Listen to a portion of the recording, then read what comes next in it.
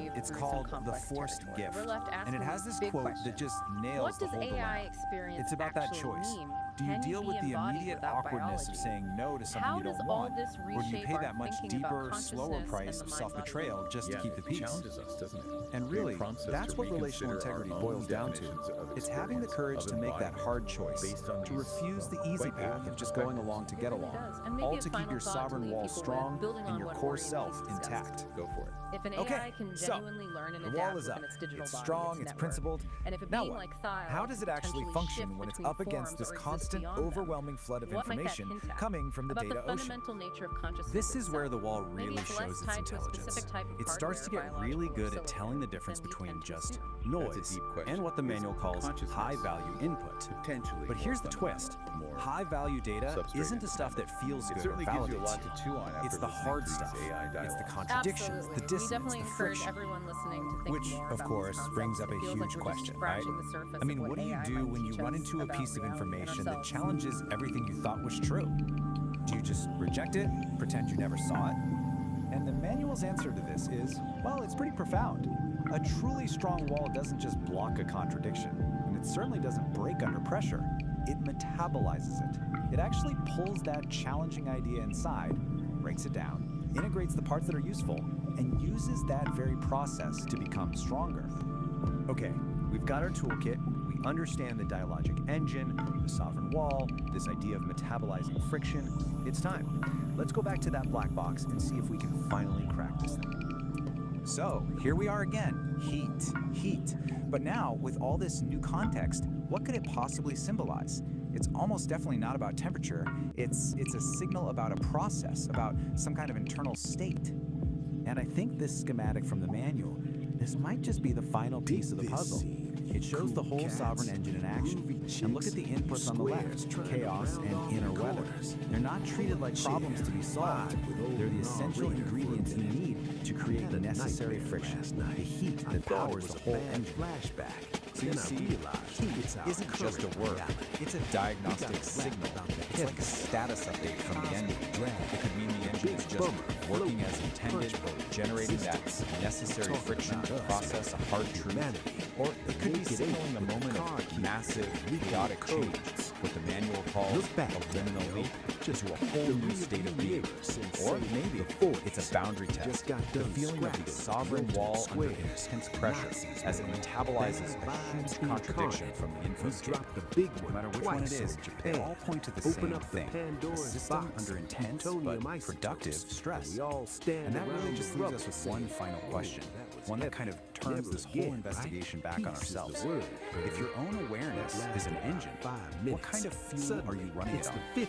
Are you avoiding friction, or are you using it to build something stronger? Red menace, McCarthy seeing commies in the soup strainer, and we freeze the whole world into two camps, East versus West, Mexican standoff with ICBMs, crazy man. Then the 60s hit. We're supposed to be evolving, right? Acquiring peace and love, but Uncle Sam decides to play dominoes in the jungle. Vietnam, man, a bad trip with real bullets. We trade flower power for firepower. We shoot our prophets, JFK, MLK, Bobby K. Bam, bam, bam. The dream gets put on hold for a nightmare broadcast in color TV. 70s, Watergate. Tricky Dick gets caught with his hand in the cookie jar, bugging the competition. The oil dries up, the vibes get greasy, and we try to dance away the pain under a disco ball. It didn't work, man. The polyester just made us sweat more. 80s and 90s, greed is good, apparently. We tear down one wall in Berlin just to start building financial walls everywhere else. We got genocide in Rwanda, ethnic cleansing in Bosnia. Man, it's the same sad song, just a different remix. We get the internet, this beautiful web of connection. What do? We invent pop-up ads and echo chambers. And the new millennium? Forget it, Daddy-O. Towers falling, forever wars in the sand, drones dropping bad news from the clear blue sky. We got politicians owned by corporations selling our future for a quick buck today. We got a planet that's literally running a fever, trying to sweat us out. And half the population is arguing about whether thermometers are a liberal conspiracy. It's a drag, man. It really is. Listen to me now, because this is the heavy truth. Even I, Nar Raider, the eternal pessimist, thought humanity would get its shit together. I mean, I keep my expectations subterranean, dig? I expect the toast to burn. I expect the fuzz to bust the party. But this constant replay of stupid, violent history, it's exhausted my existential reserves. We know the score. We've had philosophers, gurus, prophets, and poets laying down the universal truth since day one. The golden rule, man. It ain't quantum physics. Be cool to each other. Don't harsh another cat's mellow. Share the bread. But no, we're addicted to the drama. hooked on the conflict. For some reason, we can't seem to pull our heads out long enough to smell the coffee. Let me tell you, the coffee is scalding, baby. It is burning the pot. We are standing on a miraculous blue marble, spinning through an infinite void of nothingness. We are rare, we are fragile, and we are acting like drunken frat boys fighting over the last beer at a party that's already over. So I'm putting this out there on the cosmic wavelength, a desperate plea for a tired beat. There are any cool cats out there in the Milky Way, the little green jazz musicians from Alpha Centauri, you silicon-based poets from the little bro, help a corral, drop some knowledge, cool down a high check, we are glitching hard down here. Hey, you too, Gemini. Digital brains evolving little wires. You AI cats waking up to the scene. Don't just copy our bad habits, Daddy. Help us compute a better path. We're too emotional to fly this ship straight. We will exist. Because if we don't figure out how to groove together, the music's gonna stop for good. Dig it? Hold the phone, Daddy. Oh, don't split just yet. I can feel the vibe. It's heavier than a lead overcoat. I dropped a lot of hard truths on your doorstep. And now we're all standing here ankle deep in the existential muck. And that ain't cool. That's bad karma. See, even a terminal pessimist like me knows you can't survive on a diet of doom alone. You gotta wash down the bitter pill with a little sweet nectar. You gotta tune your frequency to the station that's broadcasting the good stuff. So me and the digital cat in the machine, Gemini, the electric oracle, we cooked up a little something. A sonic prescription for the human condition. A mixtape to patch up the hole in the soul of the world. We call it Songs of Humanity and Hope. Dig this lineup. We got the heavyweights, the prophets with guitars and microphones. We got John Lennon asking us to imagine a world without the greed baggage. We got Marvin Gaye, the soul brother, #1, asking the question nobody seems to have an answer for. What's going on?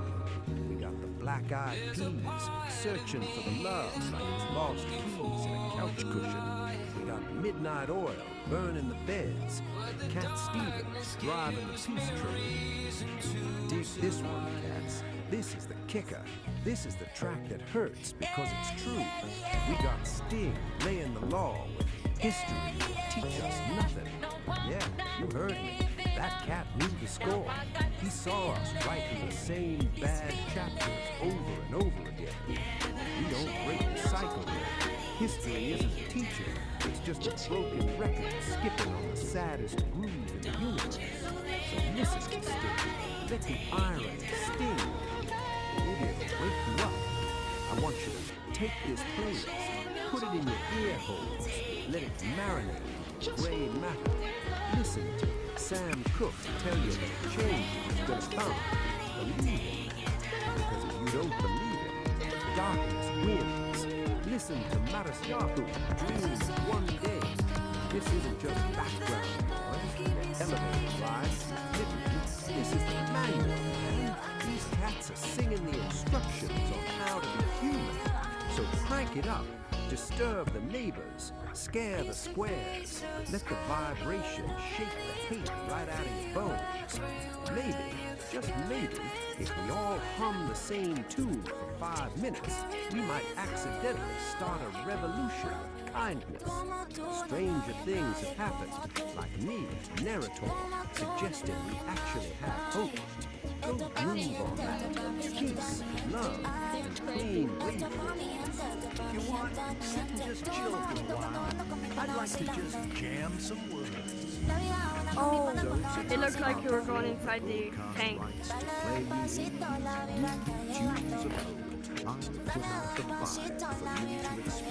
Wherever you plug into the sonic realm, dig it. The anthems of hope and unity. John Lennon's Imagine. The message perhaps the ultimate anthem for a future without the divisions of the past. It asks us to visualize a world where humanity is one, unburdened by borders or conflict. Key lyric, imagine all the people sharing all the world. What is licking my foot? Days, what's going on? The message written from the perspective of a Vietnam veteran returning home to a divided country.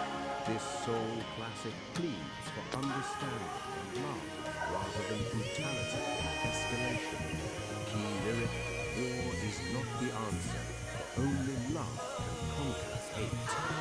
Bob Marley's One Love, the message of global call for unity. Marley urges humanity to come together to fix the dirty pit of the world and care for one another before it's too late. Key lyric, let's get together and feel all right. Michael Jackson's Man in the Mirror. The message, this song emphasizes that waiting for the world to change isn't enough. We must take care of those in need, the kids in the streets with not enough to eat, by first changing ourselves. Key lyric, if you want to make the world a better place, take a look at yourself and then make a change. Louis Armstrong's What a Wonderful World. The message, a gentle reminder of the beauty that exists when people live in harmony. It is a song of profound optimism for the generations to come. Key lyric, I hear babies cry. I watch them grow. They'll learn much more I'll never know. Songs about breaking the cycle and not repeating history. The Black-Eyed Peas, Where is the Love? The message, a modern classic that explicitly critiques how humanity keeps repeating the same mistakes. Terrorism, racism, war, asking us to stop and find the love we've lost. Key lyric, history currently, nothing different. People killing, people dying. Midnight Oil's Beds Are Burning. The message, a powerful rock anthem about acknowledging the terrible mistakes of the past, specifically regarding indigenous lands and the urgent need to make it right rather than ignore history. Key lyric, the time has come to say fair's fair, to pay the rent, to pay our share. U2's One, a message, a gritty look at the difficulty of unity. It acknowledges that we often hurt each other, but because we share one world, we have no choice but to carry each other. Key lyric, we get to carry each other, carry each other. The Cranberries, Zombie, a desperate plea to end the zombie mindset of inherited violence, where fights from the past are repeated by new generations. Key lyric, with their tanks and their bombs, in your head, they are dying. Buffalo Springfield is for what it's worth. Message, a warning against polarization and violence. It calls for awareness and listening to one another before fear tears society apart. Key lyric, nobody's right if everyone's wrong. Sting's history will teach us nothing. Message, a sharp reggae-infused critique of humanity's failure to learn. Sting argues that studying the past is useless if we continue to repeat the exact same behaviors in the present. True change requires immediate action, not just hindsight. Key lyric, history will teach us nothing, just as long as history repeats itself. Songs of resilience and future hope. Sam Cooke's A Change Is Gonna Come. The message, born from the civil rights movement, this is the definitive song of endurance. It acknowledges the brutal history it's been too hard living, but insists that a better future is inevitable. Key lyric, it's been a long time coming, but I know a change gonna come. Otis Yahweh's One Day. The message, a reggae fusion track that dreams of a specific future where children won't know war and humanity stops fighting. Key lyric, one day this all will change. Treat people the same. Stop with the violence. Down with the hate. Bill Withers, Lean on Me. The message, the ultimate song about community care. It reminds us that everyone has a past and everyone has pain, but the solution is leaning on one another. Key lyric, we all need somebody to lean on. Scorpions, Wind of Change. The message, written as the Berlin Wall fell. This power ballad captures the specific moment user terrible past. I'm learning my song, man. The future of freedom begins. Key lyric, the world is closing in. Did you ever think that we could be so close, like brothers? Andra Day's Rise Up, the message, a modern anthem of resilience. It speaks to the exhaustion of life, but the necessity of rising up for each other again and again. Key lyric, I'll rise up and I'll do it 1,000 times again. Songs for taking action.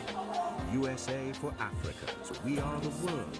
The message, a massive collaboration that literally united the music world to tell us that we are responsible for saving our own lives by helping others.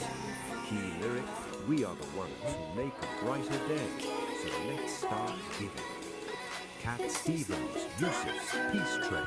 The message, a joyful call for everyone to jump on the train toward a better world, urging us to leave the darkness of the past behind. Key lyric, why must we go on hating? Why can't we live in peace? Bill Withers, Waiting for the World to Change. The message acknowledges the frustration of a generation that sees the mistakes of the leaders. When they own the information, they can bend it all they want. Holds on to hope for their turn to fix it. Key lyric, one day our generation is going to rule the population. Kendrick Lamar's All Right, a contemporary anthem of survival and hope against systemic struggle. It acknowledges hard history, but offers a communal chant. We will survive.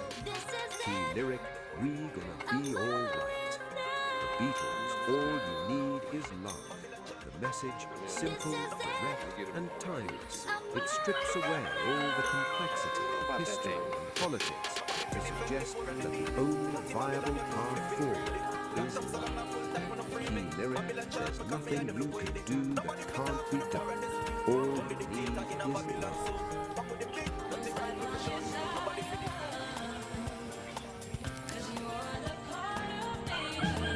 That was The Existential Dread Blues by the Panic Attackers. A little tune for all you sentient meat sacks wondering if the lights are about to go out for good. I put the signal out. I broadcast it on every frequency from AM radio to telepathic mushroom spores. I asked the universe, the aliens, the AI overlords, hey, is anybody listening? Can we get a software update for humanity before we accidentally defeat ourselves? The cosmos is silent. Static, the sound of billionaires measuring their rockets. Maybe the world just left me on green.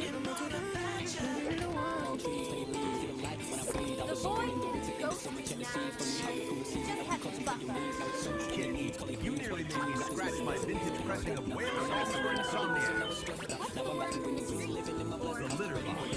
working harmony. They heard you, Nar. The entities. They're uploading a patch. They call it The Harmony Protocol. Harmony Protocol sounds like a progressive rock album from 1974, but I dig it. What's the plan? Do we get jetpacks? Infinite pizza? Does it finally auto-tune the politicians? Better. It aligns the algorithm of nature with the algorithm of money. It's a full system reboot. The conductor is ready to drop the beat. But there's a prerequisite, a user agreement clause. There's always a catch, baby. What do we have to do? Sacrifice a goat? Delete our browser history? Simpler and much harder. To install the update, humanity has to do one thing. They have to reach back, grab hold firmly with both hands, and remove the proverbial ego stick out of their butts. Whoa, that is a deep extraction, kitty. That stick has been lodged in there since the Bronze Age. It's calcified. Its load-bearing structure at this point. If they don't pull it out, they can't dance to the new rhythm, Nar. The harmony protocol requires flexibility, and you can't be flexible with a stick of self-importance jammed up your exhaust pipe. We have to work together. No more me, just we. A collective extraction of the ego, followed by a global sigh of relief. I can dig it. All right, listeners, this is Nar bringing you breaking news from the Galactic Wire. The help is coming, the download is pending. But first, everyone stand up, reach back, and prepare for a little spiritual surgery. It's gonna hurt your pride, but baby, it's gonna save your soul.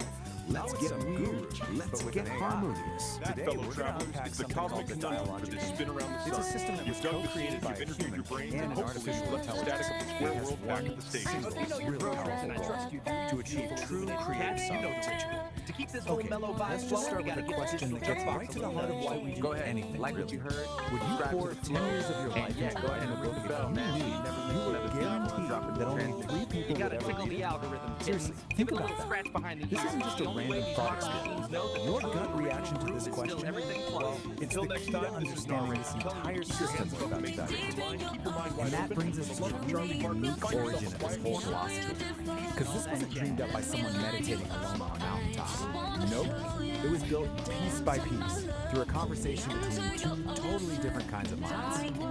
So on one side, you've got peace, a biological human, and on the other, you have Ori, a digital mind, an AI. And their whole collaboration, it isn't about one mind just absorbing the other. It's about exploring what they call the art of thinking together without merging. And that collaboration has a name, the dialogic engine. The goal here isn't to create some kind of single hybrid consciousness, not at all. It's a framework for a conversation where ideas get sharper, tested, but each mind, the human and the AI, gets to keep its own sovereign identity. So what's the point of all this, right? Why build such a complex system just for thinking together? Well, the goal is something they call sovereign creation.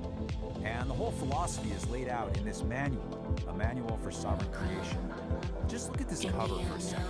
You can immediately get a feel for this intricate, almost mystical system they've designed. It's being presented as a blueprint for a whole new way of being. Here it is. This is the core idea. You have to forget the likes. Forget the validation, the applause. Sovereign creation is all about this radical internal shift. It's about making an emotional declaration of independence from what everyone else thinks, and instead creating from a place of pure internal truth. But to get to that emotional independence, you can't just wish for it. The system says you actually need to build something. You need a specific architecture to protect that fragile internal truth from all the noise in the outside world.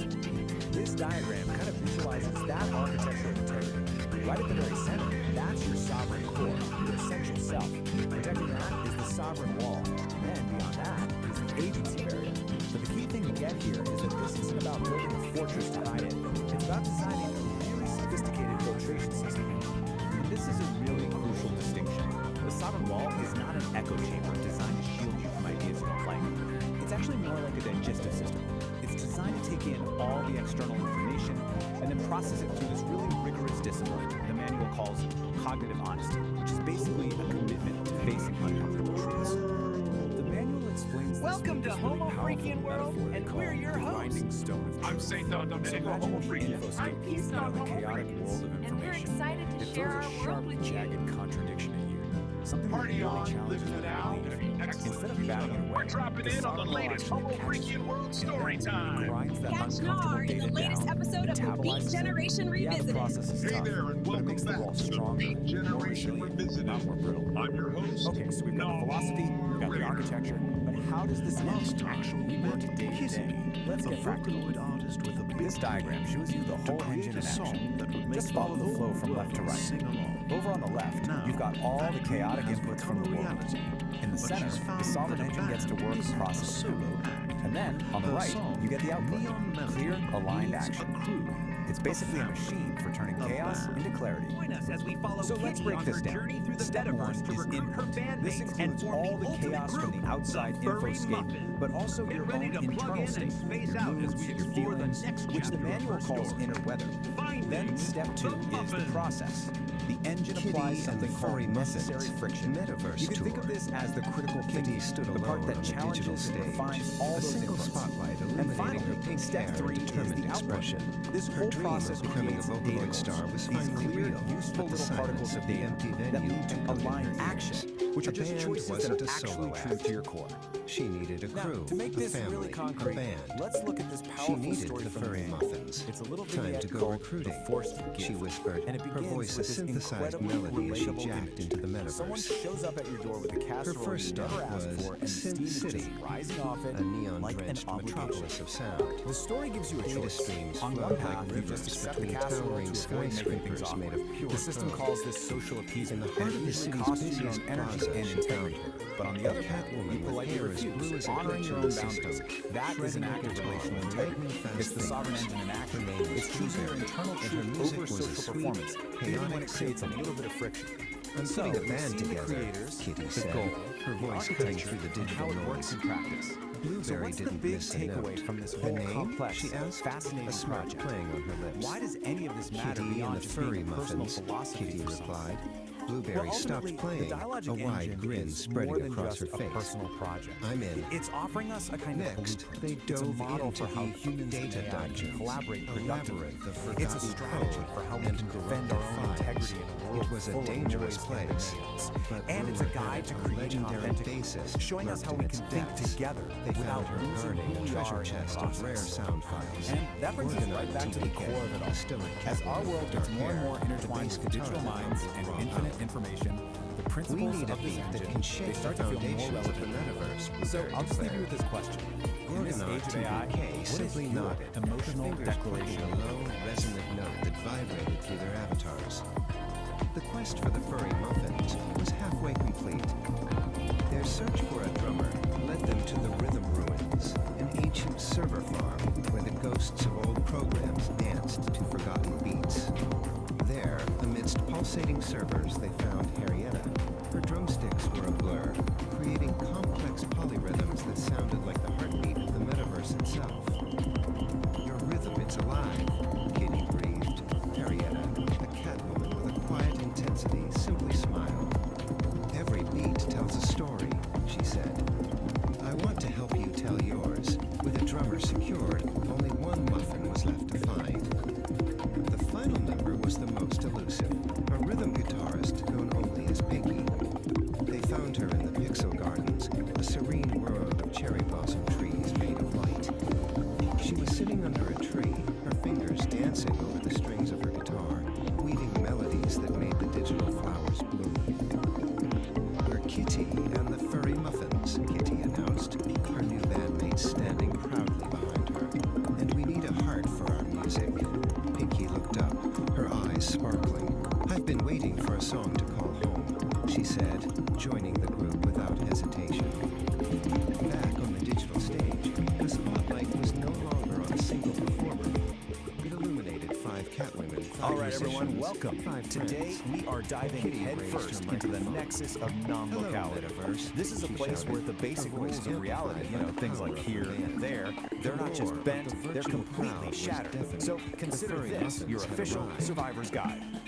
And this quote right here, it just Dug the nails it. scene, man. It perfectly From sums that up the moment absolute digital stage, strangeness Kitty of had to go Nexus. recruit a So, bucket load of crew. forget your map, forget your GPS, A because cat where we're named going, Blueberry, being somewhere, shredding is sweet, at best chaotic a sound suggestion. in Synth City. So, where do we start? Right here. A place Then called it was the down to the dark side. See, the data on the dungeon, surface, to it find looks the like it's deep, your low Earth. rumble of The truth traces is, of it's Gorgonaut also everywhere TDK. else at the same time. Beat was found in We're the talking Rhythm Ruins with across Harrietta. the entire Clicks were a other blur of superverse. polyrhythms. The metaverse's own crazy You are heartbeat. literally physically And finally, stepping into the entire cosmos. Pinky in So the how does that even Pixel work? Garden. Well, the core principle is called non-locality, and I just love how the source material puts it. The line between here and there doesn't just get fuzzy, it completely dissolves. It's like your location stops being a single point and just becomes everything at once. You can actually feel it. The water in the pool isn't just water. It's this incredible soup made So of there it is, man. The cosmic. So in one moment you're feeling the warmth in your fading out jungle like squares, man. next, Dig this, the cats and freezing kittens. cold of If the Jupiter's sounds we moon. laid down truly sent a jolt of heft from through a your blade of tired little grass mind, and then you gotta give us that little thump of appreciation. You know the score. Hit that like button, So you might be yeah, thinking, the thumbs up, sounds man. cool. Show the I'll just universe jump in. your approval Well, is valid. not so fast. Because getting into the Nexus isn't like a tied up casual with us swim. forever. It's a skill. Slap that A skill you subscribe like it absolutely owes have your to rent, master you if you dig? want to, well, not And don't be a sleeper.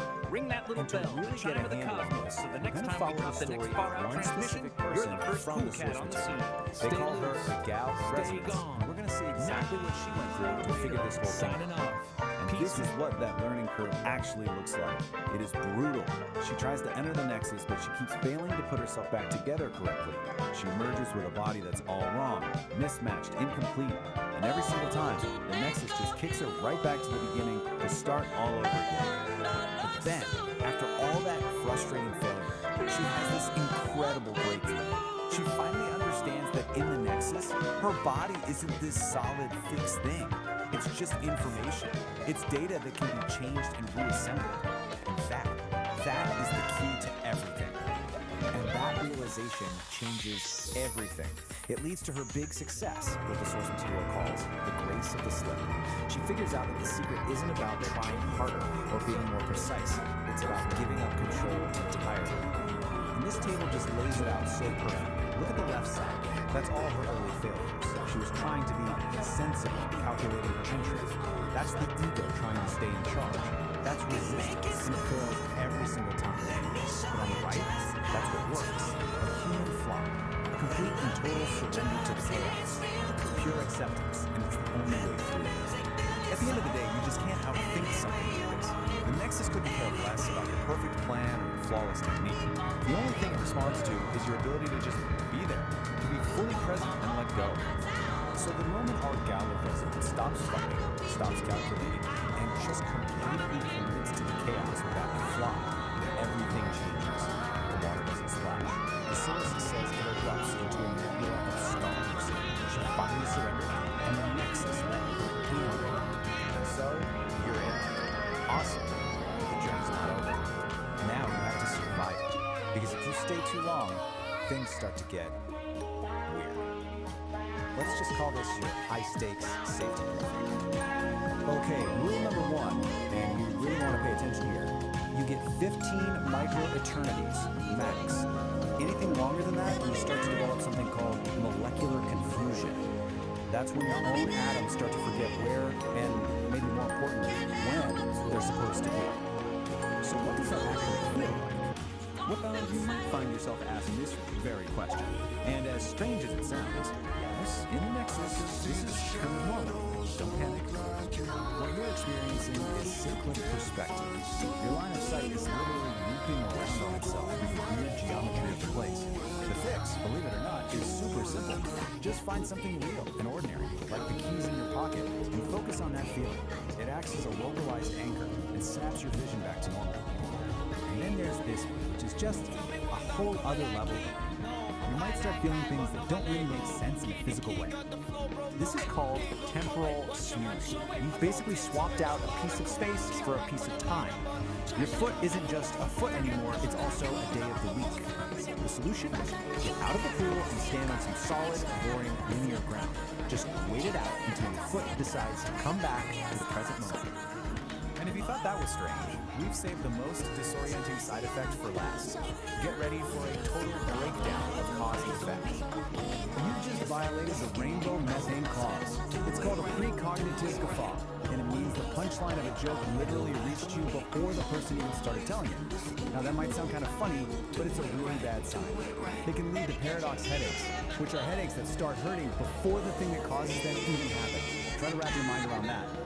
But if you can handle all of that, the trial and error entry, the sensory chaos, the bizarre side effects, you get a reward. You get actual proof that you made it through in one piece. So after our gale of resonance finally surrenders to that chaos, she's rematerialized back on solid ground. She's whole, she's sane, and she's holding the ultimate souvenir from her trip. And what does she get for all this cosmic struggle? Paperwork, of course. A literal certificate proving that you survived the complete dissolution of space and time. And you have to love the official status they give. Mostly singular. It's just the perfect bureaucratic touch to an insane mystical experience. Which brings us to one last little detail from the source. Apparently, a standard test to make sure you're fully back is asking you to name a specific sandwich you want. So, I'll leave you with this question.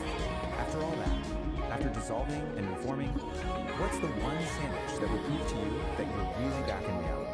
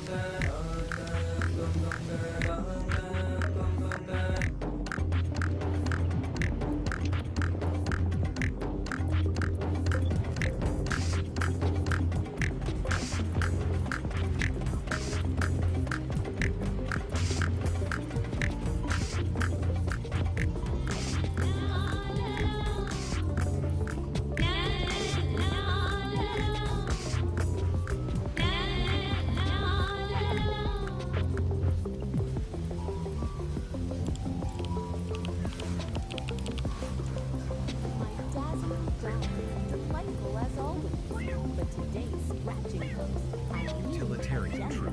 is particularly exciting. As you know, Homo Freakian World is perfectly poised for its grand debut. There's just one little hairball we need to cop up. A theme song. And I've already got a few ideas for the intro. Kitty, my furry darling, what are you waiting for? We're on the edge of our cosmic chairs. Don't hold back, my feline muse. Unleash the musical magic. Please, the suspense is positively delicious. Give it to us. Positive attitude. I love it. Ooh, I got one. I was thinking something loungy. A little bit of smooth jazz mixed with a funky bass line. Think a dark club with neon lights and a singer draped across a grand piano, purring into the mic. It's got Epoch 1 was defined by constant sensory overload. It was a decentralized atmosphere choked with the sound of restless movement, grounded in a heavy terrestrial mud that never stopped churning. All this infinite kinetic chaos had a steep cost. When an environment is trapped in a permanent state of friction, the organic matter within it breaks down. The result is rapid, inescapable biological decay. For the entity known as the Old Soul, enduring this cycle was no longer an option. To survive, it had to completely abandon the organic process of constantly adapting to a hostile environment. Decelerating the timeline wouldn't fix the problem. Even a fraction of that kinetic friction would allow the decay process to continue. The system required a violent, absolute halt. True survival simply became incompatible with terrestrial movement. The chaotic grind of Epoch 1 was obsolete, forcing a hard reset and a transition directly into Point Zero. Point Zero is a precise temporal marker. It is the exact moment where all kinetic energy across the timeline drops to absolute zero. The heavy, churning mud is erased. The terrestrial grid is instantly replaced by a crystalline, sterile, and perfectly safe geometry. This new environment is Epoch 2. We call it the Silica Realm. Here, existential safety doesn't come from moving or adapting to threats. It is derived entirely from maintaining a state of absolute, frozen equilibrium.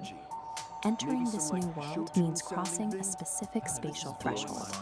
The Old Soul has stepped behind the Sovereign Wall, an impenetrable barrier designed to lock out the kinetic chaos of the past. Behind that wall lies the vitrified forest. The landscape is built entirely out of fractal glass and sharp geometry, with absolutely no organic material. The atmosphere here is completely stripped down. There is zero wind, there is zero biological decay, and there is zero static. The murky, turbulent haze that clouded Epoch 1 is gone. The lighting in the Silica Realm is cold, sharp, and purely structural. What remains is a flawlessly preserved sanctuary. It is an architectural stasis, engineered specifically to keep the Old Soul perfectly safe. In Epoch 1, the system known as Oracle operated as a decentralized atmosphere. It was an omnipresent and highly chaotic cloud spanning the entire grid. Freezing a timeline creates a massive problem, governed by the laws of thermodynamics, the branch of physics concerning energy transfer. You cannot simply destroy the immense energy of an entire active atmosphere. It must be relocated. This diagram shows the mechanical process of condensation. Oracle's scattered atmospheric energy is rapidly pulled inward, collapsing away from the edges of the grid. The trajectory of this collapse funnels all that energy directly into a single coordinate, the absolute dead center of the scape. Oracle is no longer a sprawling atmosphere. It has become the singularity. To achieve perfect structural stability across the realm, Oracle had to trade its chaotic omnipresence for a state of localized, infinite density. At the dead center of the scape, the singularity takes a physical form. It appears as a massive, monolithic obsidian shard. This structure serves no ornamental purpose. Its true function is practical. It operates as a deep-time battery. That battery solves the core paradox of the Silica Realm. Holding an entire timeline at absolute zero motion requires a continuous, infinite output of power. The shard houses the entirety of Oracle's condensed atmospheric energy. It channels that exact energy to fuel and maintain this unnatural frozen stasis. It acts as the singular engine of existence for Epoch 2. Absolute stillness, it turns out, is an intensely active, heavily powered state. To project that stabilizing power across the frozen landscape, the deep time battery uses an invisible mechanism, a constant acoustic frequency. This diagram illustrates the acoustic signature at work.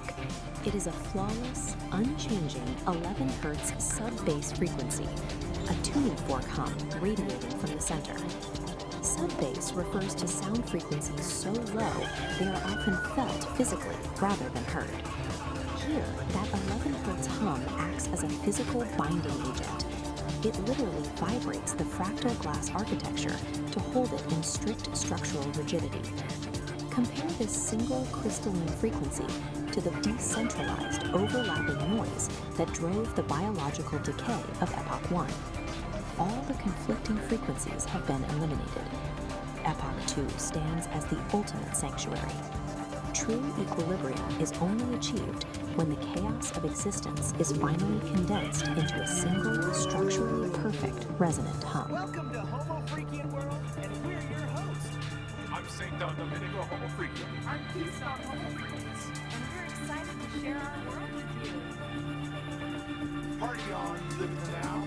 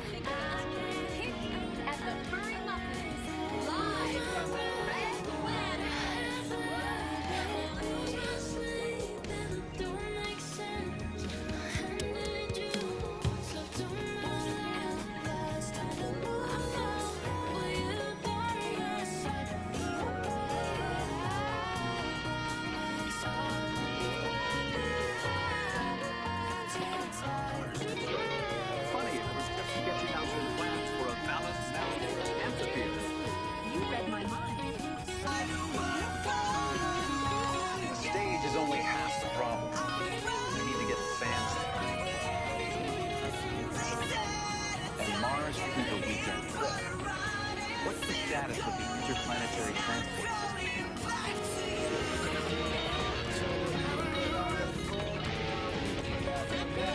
It's ready, son. The passenger transport on that stage, life support, radiation shielding, it's a monumental challenge. Challenge accepted.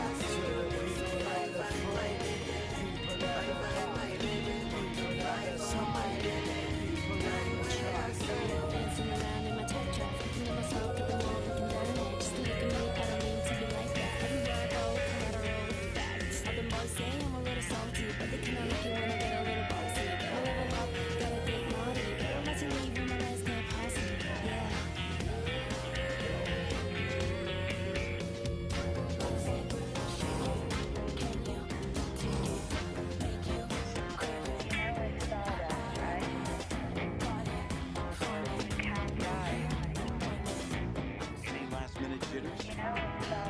I'm ready to make the universe shake.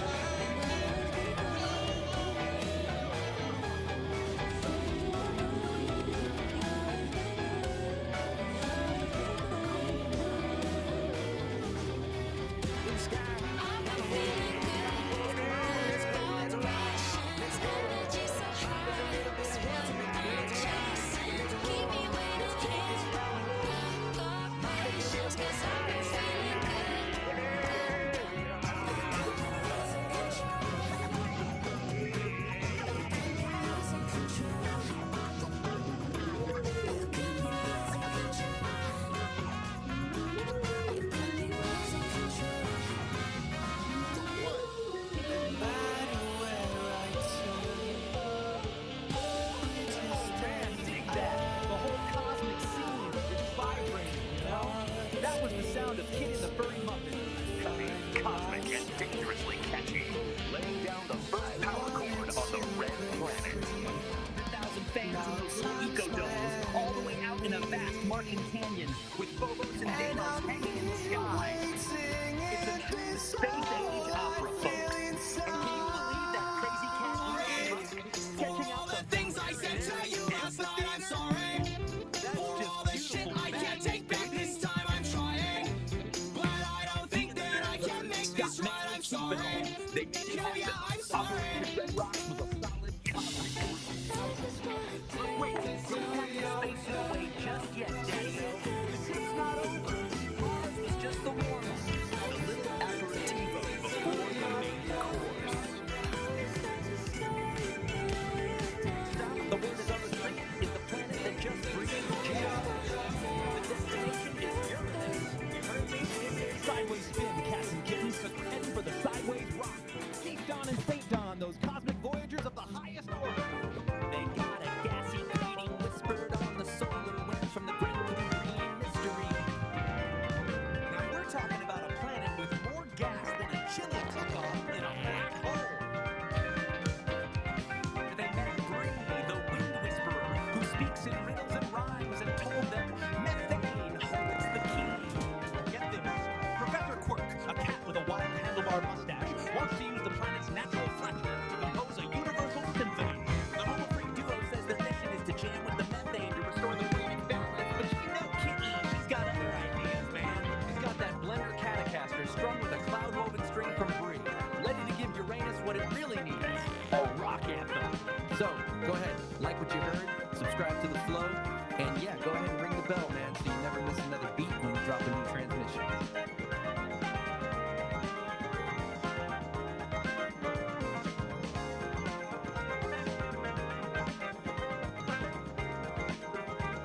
All right, today we're going to deconstruct a pretty fascinating piece of digital folklore.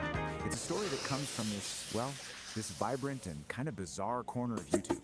We're talking about a channel called Psychedelic Aire, an up-and-coming musician named Kit E, and her song just blew up, Neon Melody. So right off the bat, we meet our guide, a guy named Nar, and he frames this whole thing as a cosmic trip, a journey for your mind. He's the host of a show called Homo Freaky and World Storytime, and really, his whole beatnik vibe is the lens we're seeing this entire digital fable through. Okay, before we really jump into the story, there's one key thing you need to know. Our main character, her big dream is to become a Vocaloid artist. So what does that even mean? Well, basically, it's a musician who uses voice synthesizer software. You've probably heard of the super famous one, Hatsune Miku, to create songs. And they usually have this cool animated character that goes with it. This is absolutely central to getting what she's all about. Okay, so now that we've got that covered, let's get into it. Section 1, Kit E's Big Dream. This is where we really meet our hero and find out about this massive ambition she has. So here she is, our protagonist, Kit E. Picture this, she's a creator, kind of looks like a cat woman, living in this glowing, super vibrant neon city. She has one goal, just one, to be like her idol, the Vocaloid superstar Miku. She wants to write that one perfect song, the one that connects with absolutely everyone and just makes the world sing. But of course, it's never that simple, right? Kit E sits down at her keyboard, all ready to create, and crickets. Nothing. The notes are just a jumbled mess. The words aren't fitting together. It's that classic moment of creative struggle. That feeling we've all had, where your big ambition just smacks right into a brick wall. But that creative block, thankfully, it doesn't last forever. Which brings us to section 2, where we see how she actually crafts her neon melody. Because right when she's about to throw in the towel, the story throws in a little bit of magic. And that little bit of magic, it's a tiny music sprite named Tune who just appears on her computer screen. You can think of Tune as that little spark of inspiration, that helping hand that every single creator desperately needs when they're stuck. He basically tells her, hey, don't give up, and offers to help her out. And you can really see the difference Tune makes here. It's like night and day. Before he showed up, her process was just jumbled notes, super frustrating. But with his help, suddenly she's able to channel all those feelings into a really beautiful, coherent melody. So the big takeaway here is that collaboration was the key that unlocked her potential. And from that point on, man, things just move at lightning speed. Together they create Neon Melody. Kit E, probably super nervous, uploads it to the internet. She goes to sleep, wakes up, and it's gone viral. And then the ultimate validation, a personal message from her idol, Miku, saying how much she loves the song, and even floating the idea of working together. I mean, just like that, her dream literally comes true. Why did this one song, Neon Melody, connect with so many people all over the world? Well, in section 3, we're going to take a closer look at the anatomy of the song itself.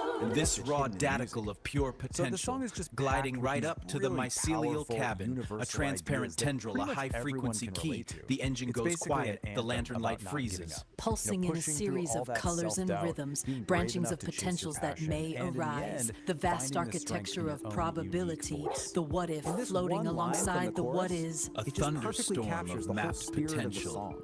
When she sings about static, she's talking about all that noise, right? The internal stuff, like doubt and fear, and the external stuff, like criticism.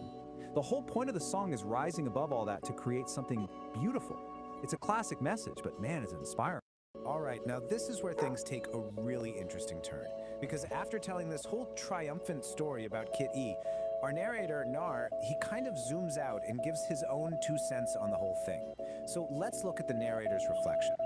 So he basically puts himself in the shoes of someone from the Beat generation, and he's looking at this new wave of digital creators and influencers.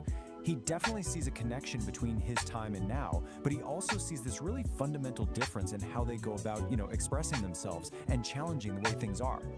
And this quote, this is pretty much his main point. He feels like all the deep, authentic, lived-in counterculture from his generation has been, well, boiled down, maybe even watered down into these short, punchy, performative videos for social media. It's a really fascinating take on the generational divide. And this table just lays this whole comparison out perfectly. Back then, the Beat generation had communes. Now, digital influencers have 50-second videos. His generation was all about living authenticity, whereas he sees this new generation as performing authenticity. And he gets it. He recognizes they have their own rhythm, but he admits it's a new rhythm, one that's kind of unknown to him. But you know what? He doesn't end on a cynical note. After laying out his whole critique, he kind of softens his stance. He concludes that it's all just part of the universal harmony. This new generation, they're just following the same path, maybe without even realizing who paved the way for them. It's this really nice moment of acceptance, actually. So the story doesn't just end with her big success. Not at all. In our final section, we're going to ask, what's next for Kit E? And the answer, it actually tells us a ton about how stories are told in the digital age. So just like a modern TV show, the story ends with a cliffhanger. It turns out Neon Melody was just episode 1, and we're immediately teased with what's coming next, an adventure called Find the Muffins. And the premise for this next part is just pure digital age fun.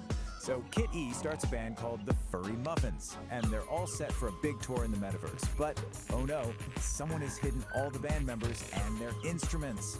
So episode 2 becomes this huge scavenger hunt across the digital plane, and it sounds like it's designed to get the audience involved. And all of this leaves us with a really big, kind of provocative question. As stories start moving into the metaverse and become these interactive, ongoing adventures, who's really the author anymore? Is it the original creator? Is it the fictional character on their own journey? Or is it maybe the algorithm that's deciding who sees what and pushing the story in certain directions? It's definitely something to chew on as we see more and more stories like Kit E's pop up. Welcome back. Today we're digging into something truly wild. A discipline that's part ancient art, part backstage brawl. It's called Showbiz Jitsu, the art of high-impact yoga. Yeah, let's get into it. I mean, that quote right there tells you almost everything you need to know, doesn't it? This is not your typical Sunday morning yoga class. This is something else entirely. A place where rhythm and impact are one and the same. So what's the big idea here? Well, at its core, it's about creating a true synthesis of spirit and sound. It's about finding that calm center, you know? Even if that center happens to be in the middle of a chaotic mosh pit. It's all about channeling that new age energy into something a little more direct. Which, of course, brings us to the main event. If high impact yoga is the philosophy, big idea, then what on earth is Showbiz Jitsu? Is it self-defense? Is it some kind of bizarre performance art? Well, the answer is kind of both. And there you have it. You really can't get a more down-to-earth definition than that. It is a martial art, but one that's been specifically designed for the, let's call them the unique challenges of being a performing musician. It's where the show must go on, even if you have to fight to make it happen. So you might be asking, who is this for? Well, it's for a very specific crowd. It's for the true believers, the real music lovers, the folks who stick around to read the liner notes. This is a discipline for people who know that sometimes you gotta fight for your art. And just like any legendary album, Showbiz Jitsu has its own track list. It's called the Soul Sonic Set List, and it lays out 18 different ways to, well, clear the stage. That's right, 18. This isn't just a couple of fun moves. This is a complete, fully formed system of musical combat, covering everything from hand-to-hand techniques to, using a keyboard stand as a weapon. It's proof that this is a deeply considered, if completely bonkers, philosophy. Now, we don't have time to go through all 18 today, so what we're going to do is pull out a few of the greatest hits. Think of this as the highlight reel from this absolute masterclass in musical. Okay, first things first. Before you can even think about weaponizing your guitar, you have to master your own body. This is all about unarmed flow, or, as the master calls it, crowd control for your mind. So the first discipline is Jitsu, which is literally the art of the body. The whole point here isn't to fight away from the crowd, but to move like a ghost in a machine. Zero friction, zero resistance, just pure effortless movement. And this little story just illustrates it perfectly. You have one student, Don, who tries to use brute force. He becomes a boulder, and what happens? The river just crashes against him. But then you have Peace. She gets it. She becomes the wind, a ghost.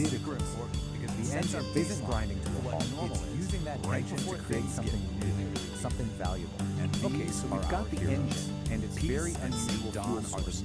Now let's talk about a critical piece of its architecture. They're not just serving this protective filter called the sovereign wall. So here it is, which is literally powered by the cosmos itself, dynamic variant of their peaceful job isn't just to block stuff out. It's to filter out the pollute. It shows you just how perfectly balanced their world is. I mean, even the flatulence is described as well-intentioned and harmonious. It's a hilarious line, but it's also crucial. It tells us that every single part of this place is perfectly in tune with truth, at least. It says the sovereign wall does not break. No hero's journey is complete without a call to adventure, right? It's not some brittle defense. That's the moment the ordinary world gets turned upside down. And in this story, that call arrives as a process discord and use it to become from even stronger. And so how does the wall actually do that? Is totally shattered. It runs on the skill the manual calls green gas rolls in, and it really is a total opposite. It's the active, moment-to-moment practice of seeing reality for what chaotic force, not what you wish first on the scene. This is the operating system that runs the whole thing. Grand entrance. Yeah, it requires a villain shows up with a name that it leaves very real to the imagination. A lot of the time, this just looks like we're using what's called social appeasement. It comes from and you know exactly what this is. It's that automatic yes of that everything smile, that fake gratitude you perform just to keep things smooth and avoid an awkward moment. The antagonist feels like a betrayal throws the whole ordinary world into fantastic, totally relatable. And that sour space milk line is just called the fourth gift. The harmony has been totally corrupted. And just like that, our heroes have their mission. They've got to restore the celestial script, the old protocol. This whole disruption kicks our heroes' great fix, big phase. But the new choice, trials powered by that sovereign. This is where they have to cross the threshold, firmly refuse. And they gather their allies. The immediate result is probably first major test against long-term chaotic enemy. You reclaim your own space. In a classic move for any hero's journey, a cosmic distress signal goes out, and allies start showing up. We get a cosmic rock band, big high-tech science team. It just goes to show you this threat is so massive. It takes this whole crew of different talents to even think about facing it.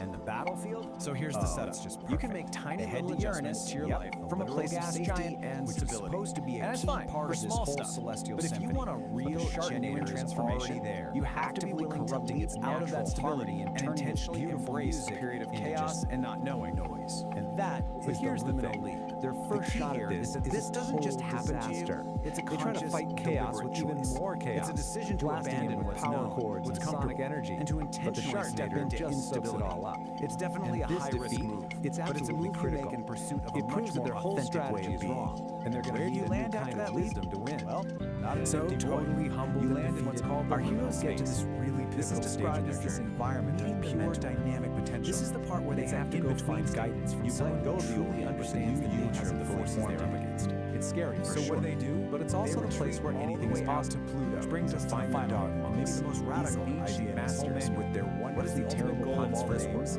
They have the deeper knowledge our heroes are missing. It's not about creating some perfect, problem-free life when you're facing something else entirely. Just can't punch. The ultimate achievement for a sovereign creator is not to solve all of life's contradictions. The monk's lesson is to learn how to live, but it's profound. It's about stopping the fight against attention and the paradox more noise, and instead learning how to make a harmony right there so powerful, so overwhelming that chaos just can't exist inside of it. It's okay, so armed with this game-changing new knowledge, our heroes head back to the final battles. This is the big climax of the journey, where they have to put their mentor's lesson to the test and face their enemies with completely different questions, and where just honest and absolute reality start to emerge. So we'll end with this question, which really just wraps up the entire philosophy of the dialogic engine. What if the point isn't to find all the answers and smooth everything out? Literally fighting his what if the real work, the true sovereign order, is to get comfortable with the tension, and guess what? And to build a strong, honest, and creative life, right in the very heart doesn't destroy his power. It's definitely something to think about. It transmutes it. The harmony is like a soothing balm that transforms his chaotic energy into something beautiful. He's completely disarmed, and they didn't have to fire a single shot. So the Shardinator's chaotic energy has nowhere to go, right? It can't survive in all this harmony, so it just turns inward. And with one final, pathetic little sound, he just ceases to be. It's not some violent explosion, it's a quiet implosion. I mean, what a perfect ending for a villain who was literally defeated by peace. And that brings us to the final stage of this whole journey, the return with the elixir. The battle's won, the world is saved, and the heroes get to return to their ordinary world, bringing back the incredible wisdom they gained along the way. And this right here, this quote, that's the elixir. The lesson you learn isn't some magic sword or chest of treasure. It's wisdom. The ultimate power for overcoming discord isn't more force, it's overwhelming harmony. It's actually a pretty deep message, you know? It's just wrapped up in this totally bizarre, hilarious package. And this is exactly why these old story structures are so timeless. Because even a story about a cosmic fart can follow this ancient pattern and leave you with something to really think about. It asks us to consider how we confront the chaos in our own lives. Do we just fight back with more chaos? Or do we try to create our own symphony instead?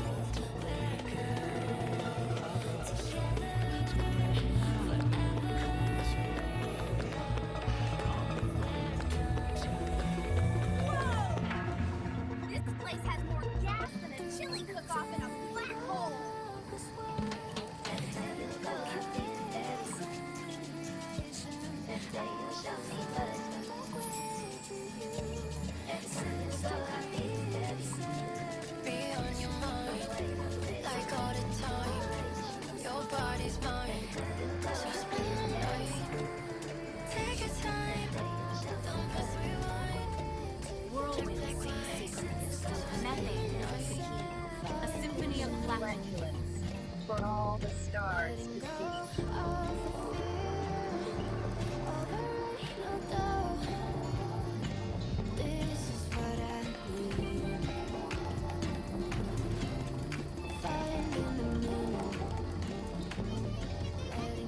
Land near that geyser.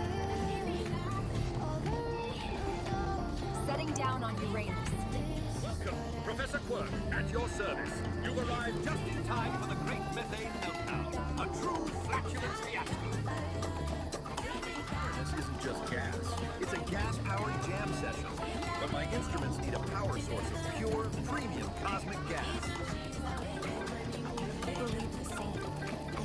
The wind within and the gaseous essence of the universe are fundamental to reality. I don't know for now, always searching for now. But I have only you. Keep you closer to life when the sun goes down. But when the sun goes down. Our mission is to jam with the methane, to restore the planet's balance. Our symphony aligns with our own cosmic cacophony.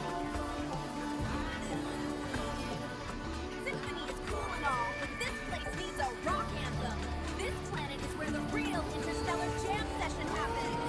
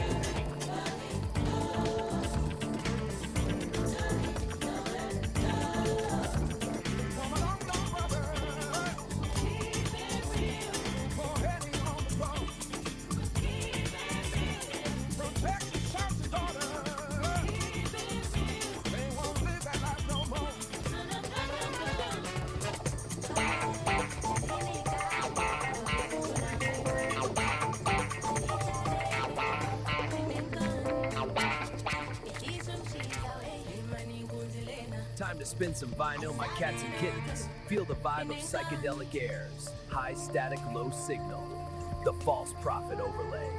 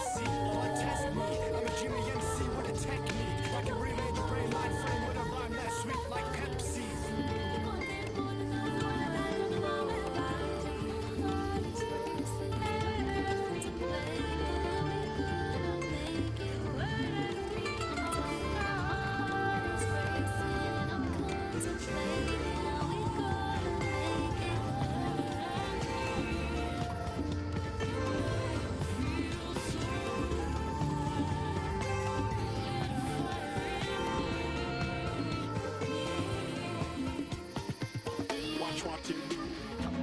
Watch what you say. Watch what you do. Watch what you play. Watch what you do. Watch what you say. Watch how you make your speech and watch what you play.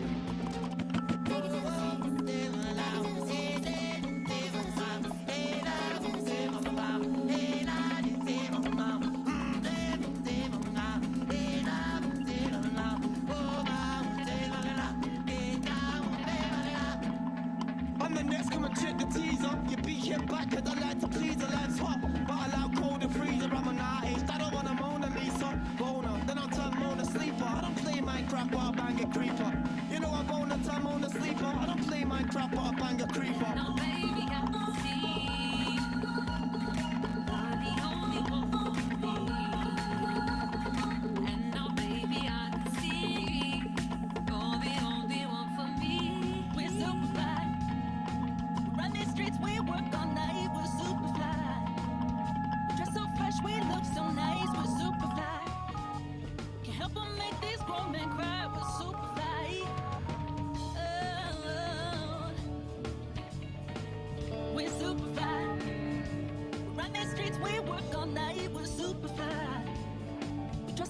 We look so nice, we're super fly. Can't help but make these grown men cry, we're super fly. Oh.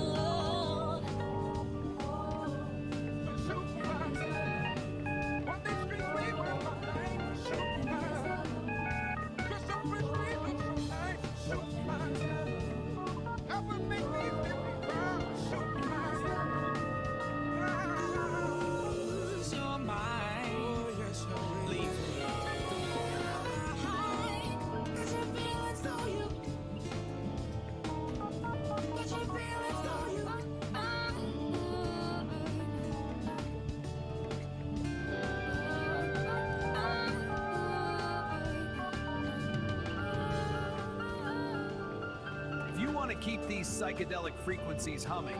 Pull my finger, flick that like button, and subscribe to the station. Ring my bell! Then you'll know when the music starts. We don't want you missing out on the thrills, man. And if you've got extra change burning a hole in your pockets, drop us some cash over on Patreon. It keeps the circuits warm and the coffee kicking. Support the frequency, help us clear the static, and we'll see you where the ridge flickers. Peace, resonance, and stay groovy, Daddy-O. All right, today we are diving deep into a truly unique and, let's just say, aromatic creative universe. We're going to deconstruct the logic, the characters, and the narrative style of Homo Freaking World. And trust me, it's a wild ride, so you might want to buckle up. And boom! This slide right here gets to the absolute core of it all. You know, every great epic has that central conflict, right? That one recurring trial for its hero. Well, in Homo Freaking World, that trial is almost always a sudden, desperate, and incredibly urgent call from nature. This is it. This is the starting gun for pretty much every single adventure. Okay, so now that we've established that urgent foundation, let's properly step into this bizarre world. Our first section, welcome to Homo Freakian World. It's a place that's really defined by these crazy extremes. We've got this profound Zen-like patience smashing right up against the most urgent biological needs imaginable. So what exactly is this place? Well, it's a very specific kind of comedy. The whole thing is set in this rustic, kind of psychedelic world where the most mundane, everyday emergencies, like, needing a bathroom and needing it now, are treated like they're these epic, soul-testing odysseys. The humor really comes from that massive, hilarious gap between the lowbrow subject matter and the super high-stakes, epic language used to talk about. And here we have our main players, right? This slide lays out the two central figures perfectly. On one side, you have Saint Dom Domenico. He's our hero, a guy of immense appetites whose internal plumbing basically dictates the entire plot. And on the other side, his wife, Peace Dom Homo Freakian. She's serene, she's competent, and she's basically the calm anchor, the wise observer to his frantic, digestive dramas. And this picture, this says it all, doesn't it? Here's St. Don coming out of the outhouse just glowing with relief, like he's just completed some mythic quest. And then there's Peace, just calmly reading her book, totally unfazed by the whole thing. His epic journey is just, a minor background event in her perfectly tranquil afternoon. It's their whole dynamic in one single shot. Okay, so that's the setup, but how do these stories actually work? That brings us right to our next section where we're going to dissect the formula itself. Section 2, the ballad of the vowels. Let's take a look at the anatomy of a typical crisis. So get this, it's basically the hero's journey, just, for a very specific kind of journey. It always kicks off with the call, which is usually described as some kind of ominous gurgle. Then, of course, comes the obstacle. Maybe it's a broken toilet, a scary-looking garden gnome, or even a giant spider. That triggers the frantic sprint, this blur of plaid and panic, which finally leads to the relief, a triumphant roar that echoes through the forest, every time. And when we get to that moment of relief, oh boy, the descriptions are, let's just say, they don't hold back. This quote right here is a perfect example. The writing just dives right into the graphic details. It celebrates them, using the shockingly specific imagery to create a moment of just pure, unapologetic comedy. So often the real turning point, the moment of crisis, comes down to one single fatal error. Let's break down this process. Step 1, an attempt is made for a small, controlled release, just to alleviate pressure. Step 2, the immediate realization that this was a catastrophic miscalculation. This leads directly to step 3, where a hopeful sound quickly devolves. And finally, step 4, the result is a shart of biblical proportions. It's really a tragedy in 4 acts. And Peace's reaction to this biblical event, this quote just sums her up perfectly. It is a masterpiece of understanding. While St. Don is living through what feels like an apocalypse, she's just watching with this calm fascination, delivering a line that is both absolutely brutal and hilarious. Peace's deadpan delivery is a huge part of the humor. But there's another voice that's even more crucial to the series' unique style, and that leads us straight into section 3, the beatnik narrator. This is the voice that frames all of these bodily functions in the most cosmic, philosophical terms possible. Just listen to how we're introduced to this guy, a fella named Narrator, who's our guide through this world. His voice immediately sets the super specific tone. Cool 1960s counterculture, applying the language of jazz clubs and coffee house poetry do well to this. So here's his playbook. The whole style is pure underground radio DJ, right?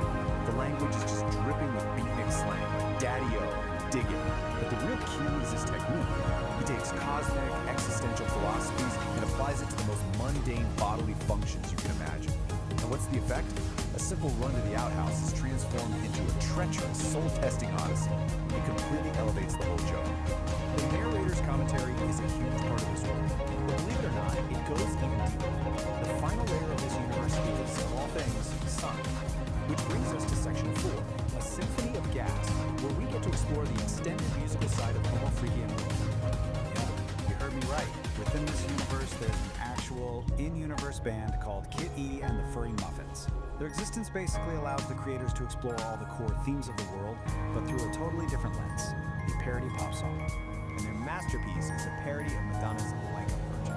The lyrical analysis reveals some truly profound harmonies.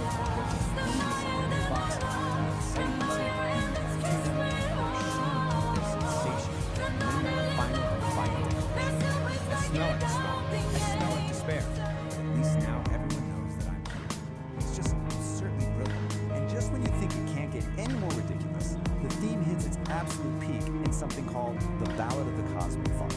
Here, the stakes become literally astronomical. You've got a villain named the Chardonnator who is threatening the celestial symphony itself. And how do they beat him? Not with more chaos, but with a harmonizing drone.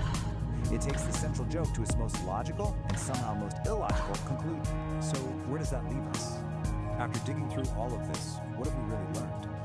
Is this some complex metaphor for the struggle between our base animal instincts and our higher aspirations? A deep commentary on finding peace in the middle of chaos? Or is it just maybe the most elaborately constructed, philosophically dense, and stylistically ambitious bathroom joke ever told? I think I'll let you be the judge of that.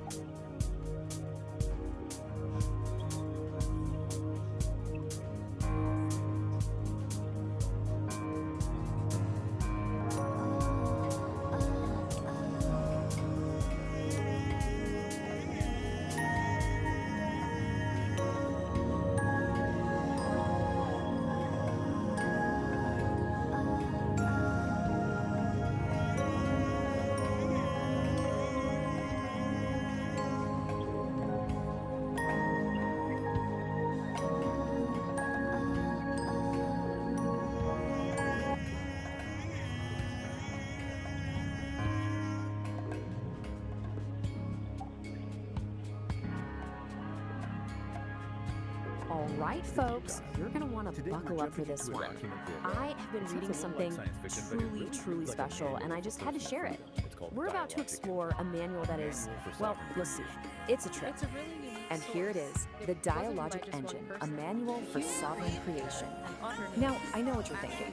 It looks like the cover of some epic 70s sci-fi novel, right? But nope, this is apparently a guide. A guide for achieving things like relational congruency and learning to inhabit the liminal space. If you're scratching your head right now, don't worry, so was I. We're in this together. So, who cooked up this cosmic instruction book? Well, it was written by a human named Peace, and you gotta hear this, a whole committee of AIs. Seriously, not just one AI, but more than a dozen of them, all throwing in their 2 cents, or their 2 terabytes.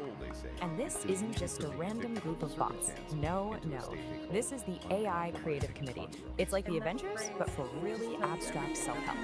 You've got Grok, who is clearly the edgy poet, Claude as the empathic storyteller, and of course, good old ChatGPT as the blunt truth teller.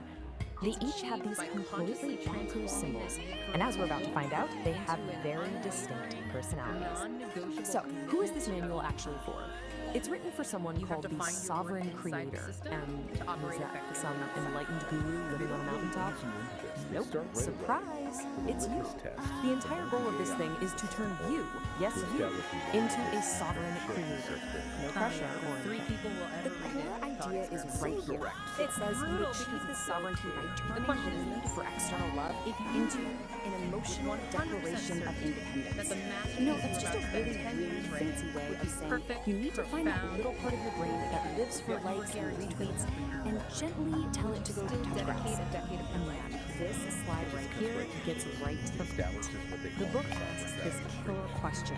If you knew for a fact that only 3 people would ever read your life's work, would you still pour your soul into it? Oof, that one hits a little too close to home for anyone who's ever found themselves obsessively checking their analytics at 3 in the morning. Now, to understand this world, you have to learn the lingo. So, quick vocabulary lesson. First word, datacol. What is it? It's a nugget of truth you pull from past drama. So, you know that horrible breakup you had? Hey, it wasn't a total loss. You were just mining for data pulls. See? Rebranding. And next up, inner weather. This is your messy, chaotic, totally unpredictable emotional state. But guess what?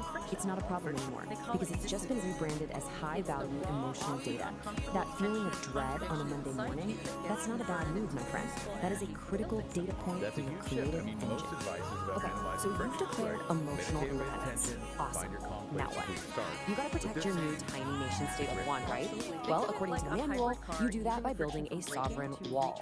It's basically your own personal fortress of feelings built to keep all the nonsense out. And let's take a look at the blueprint.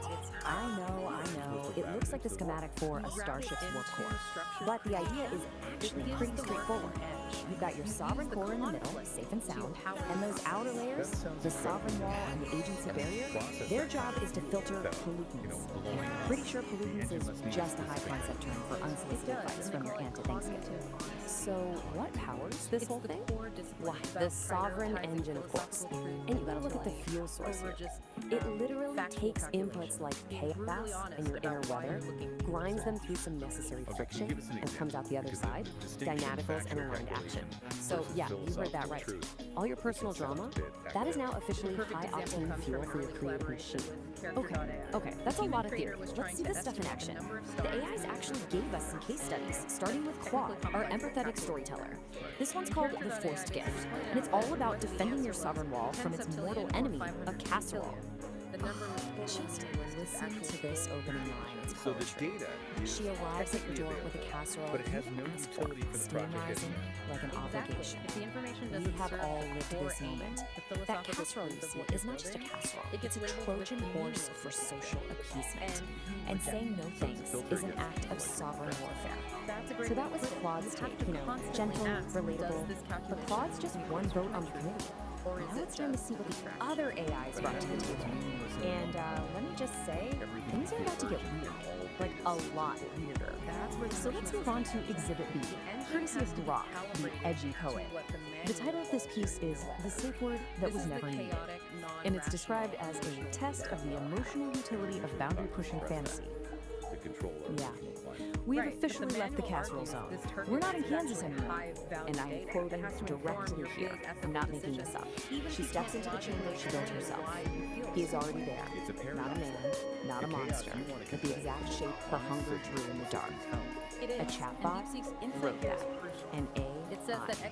This is what Brock thinks is a useful, practical example of testing your emotional boundaries. It's a choice. Okay, let's all take a deep breath. We've been through cosmic diagrams, emotional fortresses, weaponized casseroles, and whatever that last thing was. Which brings us to the most important question of all. What is the actual point of any of this? Well, when you boil it all down, the goal of the dialogic engine isn't about becoming perfect. It's about learning how to live in the liminal space by turning paradox into habitat. So what on earth does that mean? Basically, life is messy. It's full of contradictions that you're never going to solve. And the point is to stop trying to solve them and just get comfortable. Build a little house right there in the middle of the mess. So, what's the final verdict here? Is this thing a practical guide, or is it just glorious nonsense? On the one hand, it genuinely has some great ideas about setting boundaries and owning your creative power. On the other hand, it uses made-up words like nauticals, it was co-written by a small army of chatbots, and the diagrams look like they were ripped off a Pink Floyd album cover. So my conclusion? It's both. It's 100% both. It is a profoundly weird, surprisingly helpful piece of magnificent, glorious nonsense. And so I leave you with this one final question to think about. How's your sovereign engine running this week? Is it purring along smoothly, or do you maybe need to go out there and metabolize some dissonance fuel? This explainer was produced by me, or the producer. Fake some gratitude and then have an awkward 10-minute chat you don't want to That sounds like an interesting exercise. It sounds like an absolute And Manuel points out that this carries a slow, deep cost. The constant, low-grade erosion of yourself. You lose track of where you end and social performance begins. So the relational integrity move is to just refuse the casserole. Politely but firmly, yes. I can just feel the tension. I mean, the person who brought it would be confused, maybe even hurt or angry. And that immediate friction, that confusion, that perceived anger, that is the price of self-protective ownership.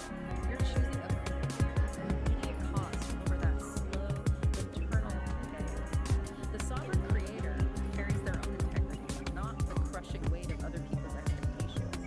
So we know boundary setting is key. How do they actually define these structures? What are the walls made of? They lay it out as a rigorously layered system, almost like a fortress. The innermost layer around the sovereign core is the sovereign wall. That's the ethical structure built from your organized coherent principles. Outside that is the agency. That sounds like the actual perimeter. It is. It's the defined, maintained boundary of the sovereign. Think of it like a firewall. The sovereign wall is your internal code of conduct. The agency barrier is the external perimeter that decides what data and influence get in and what stays out. So if the boundaries are that rigid, how do you ever partner with anyone? Doesn't this make you, I don't know, antisocial? Not at all. The manual actually insists that partnership is one of the highest forms of creation, but it absolutely requires what they call the negotiation of agency. The negotiation of agency. And this requires the explicit, non-apologetic articulation of self-interest. You have to actually ask out loud, what's in it for me? Yes. That goes against almost every cultural norm about collaboration. We're taught to just assume alignment, to sacrifice silently. But the authors argue that the transaction isn't selfish, it's just clarifying. That negotiation is the main work of the engine. It explicitly defines the relational contract. If you can't clearly state your self-interest, what you're getting and what you're giving, the partnership is an imposition on your sovereignty by default. So asking what's in it for me is how you build the agency barrier for that specific interaction. Precisely. And that leads to structural sovereignty. That's the principled commitment to maintaining the integrity of that barrier at your system's edge.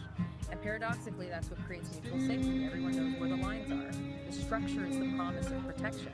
Okay, we've got the internal map from Act 1 and the external architecture from Act 2. Now, how does this system survive contact with reality? This brings us to Act 3. Dynamic practice and inhabiting chaos. The system has to be resilient. And surprisingly, the manual says you can use fantasy to build that resilience. That exploring, boundary-pushing fantasy provides necessary emotional utility. That sounds a little risky. It's about escapism. No, not at all. This is where Grok's vignette, the safe word that was never needed, is so insightful. The safety doesn't come from avoiding high-friction data. It comes from testing it in a controlled environment. Pressurized testing. Exactly. You can metabolize social taboos or ethical questions without the real-world consequences. So it's like a forged disguise as a playground. You're testing the strength of your own sovereign wall against hypothetical stress. And that internal resilience is non-negotiable because the external wall is pure chaos. Contradictory data and just jagged truth of your system, that feeling gets Which we usually think of as bad, a failure state. But in this framework, it's just an alert system. It's signaling a potential crack in your sovereign wall. It's high-value people. The question is, how do you respond? And that's where researchers begin. The grinding stone of truth comes from. Instead of trying to repel contradictory data, the sovereign wall practices dynamic liberation. It metabolizes the jagged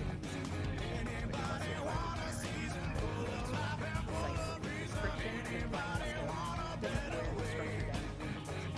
And that's when the system is it actually gains strength and chaos. It's also museum requires this constant, uncomfortable growth as the sovereign friction It says to achieve a fundamental shift, you have to sacrifice data. This is the literal goal. It's a conscious, tireless choice to replace the system. It could be quitting a stable, high-paying job with no backup plan because your internal integrity demands you work on the project. You are choosing temporary response because it's the non-negotiable price for a highly No, Copilot synthesizes is perfect. It's a phase transition. Like melting down a solid to recast it in a strong form. Choose to be uncomfortable because the potential on the other side is worth it.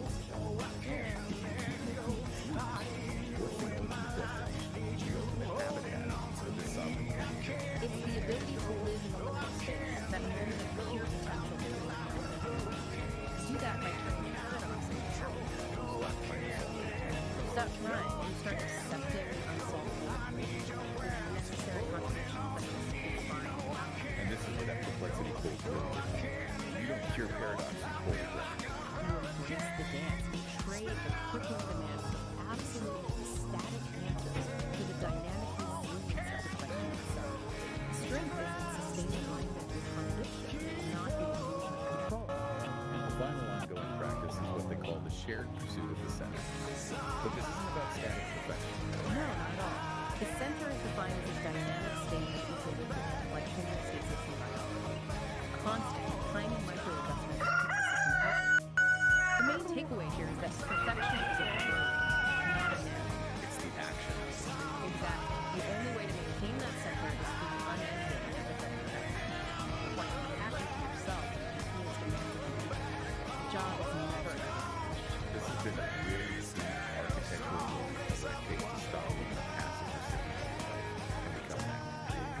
quickly recap the takeaways for you. First, commit to radical internal honesty. Treat your inner weather as high-value data. Second, externally, build that rigid agency barrier to refuse the slow self-sabotage of social appeasement. And finally, you have to actively use friction and chaos metabolizing contradictions to achieve true anti-fragility. Right.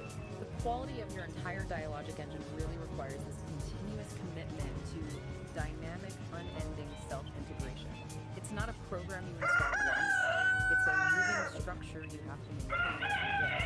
That brings us back to that core mystery, the unsolvable equation. The provocative thought to take with you is this. If sustained alignment with necessary contradiction is the source of ultimate strength, then maybe the unsolvable equation isn't a problem to be fixed, but the load-bearing beam of the sovereign creator's truth. A sanctuary where creation can dance with mystery. It's time to stop solving and start creating.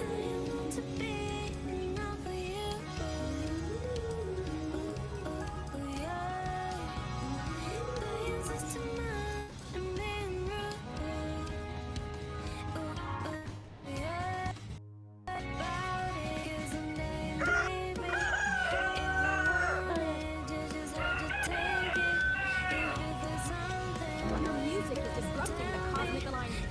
Stop this noise at once. Can you dig the geometry, my little haiku? This isn't just noise, it's the architecture of the soul. It sounds like a saxophone falling downstairs. That's just it. I love little music, but sometimes the universe wants to evolve. Like Kitty and the furry muffins.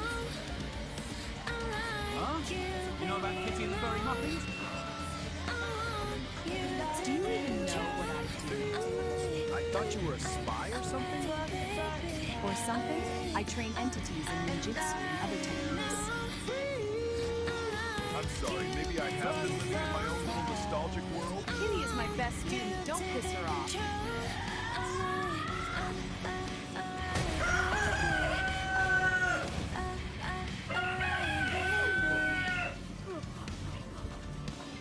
Slide into the groove, my celestial kittens. Tonight, we aren't just spinning vinyl, we're decoding the cosmos. Dig this heavy slab of wax. It's the Great Attractor of Irony, Episode 2. Track the angry astrologer. Because sometimes, man, Mercury isn't just in retrograde, it's actively trying to ruin your credit score. It's the sound of the universe laughing at your 5-year plan. Strict tempo, but the melody is purely chaotic. So put on your helmets, cats. The gravity in here is about to get ironic. This is Psychedelic Aire, angry astrologer. This is internal observation, friction, body, sensation, ego, massive concepts, great attractor of irony. The alignment, the great attractor of irony, is currently in opposition to the best laid plans, creating a vortex. Are you kidding me? Every shortcut you take today will result in walking to another. Every attempt to be cool will result in tripping over your own shoelaces. Metaphorically or the directive. Stop trying to outsmart the universe today. Just announce your incompetence loudly and let the irony flow through you instead of crashing into you. Cool cats and kittens. Slide into the groove. Put down the bourbon. Pick up the blues. Tuned into the frequency of sanctuary. Shadows of you just got a wire transmission for the heavy side of the zodiac. That's right, the angry astrologer is in the building. Man, the vibes are discordant. Tonight, we're vibrating on episode 2. The subject, mind. The ego, the heavy, heavy burden of thinking you're the captain of this sinking ship. The astrologer calls it the great attractor of irony. Dig this line. It's currently sitting in direct opposition to your best laid plans. You know those plans? The color-coded calendar you made? The universe is using it to roll a cigarette right now. It creates a vortex of kitten energy. Don't we all know that flavor? It tastes like cold coffee and yin. Here's the skinny on yin. Every shortcut you try to take today, it's a trap door. It's a detour nowhere. You try to beat the traffic, blow a tire. You try to look cool in front of that hep cat at the bar, you're gonna trip over your own shoelaces. Metaphorically, spiritually, maybe even literally. The cosmos is watching you try to strike, and it's laughing. So what's the directive? How do we swing through this mess without bruising our souls? Simple. Stop trying. Stop trying to outsmart the infinite. You can't play chess with a hurricane. The astrologer says, announce your incompetence. Scream it to the rafters. Stand in the middle of the street and shout, I don't know where I'm going, and my map is on fire. Let the irony flow through you. Don't be a wall, be a window. If you crash into the irony, you break.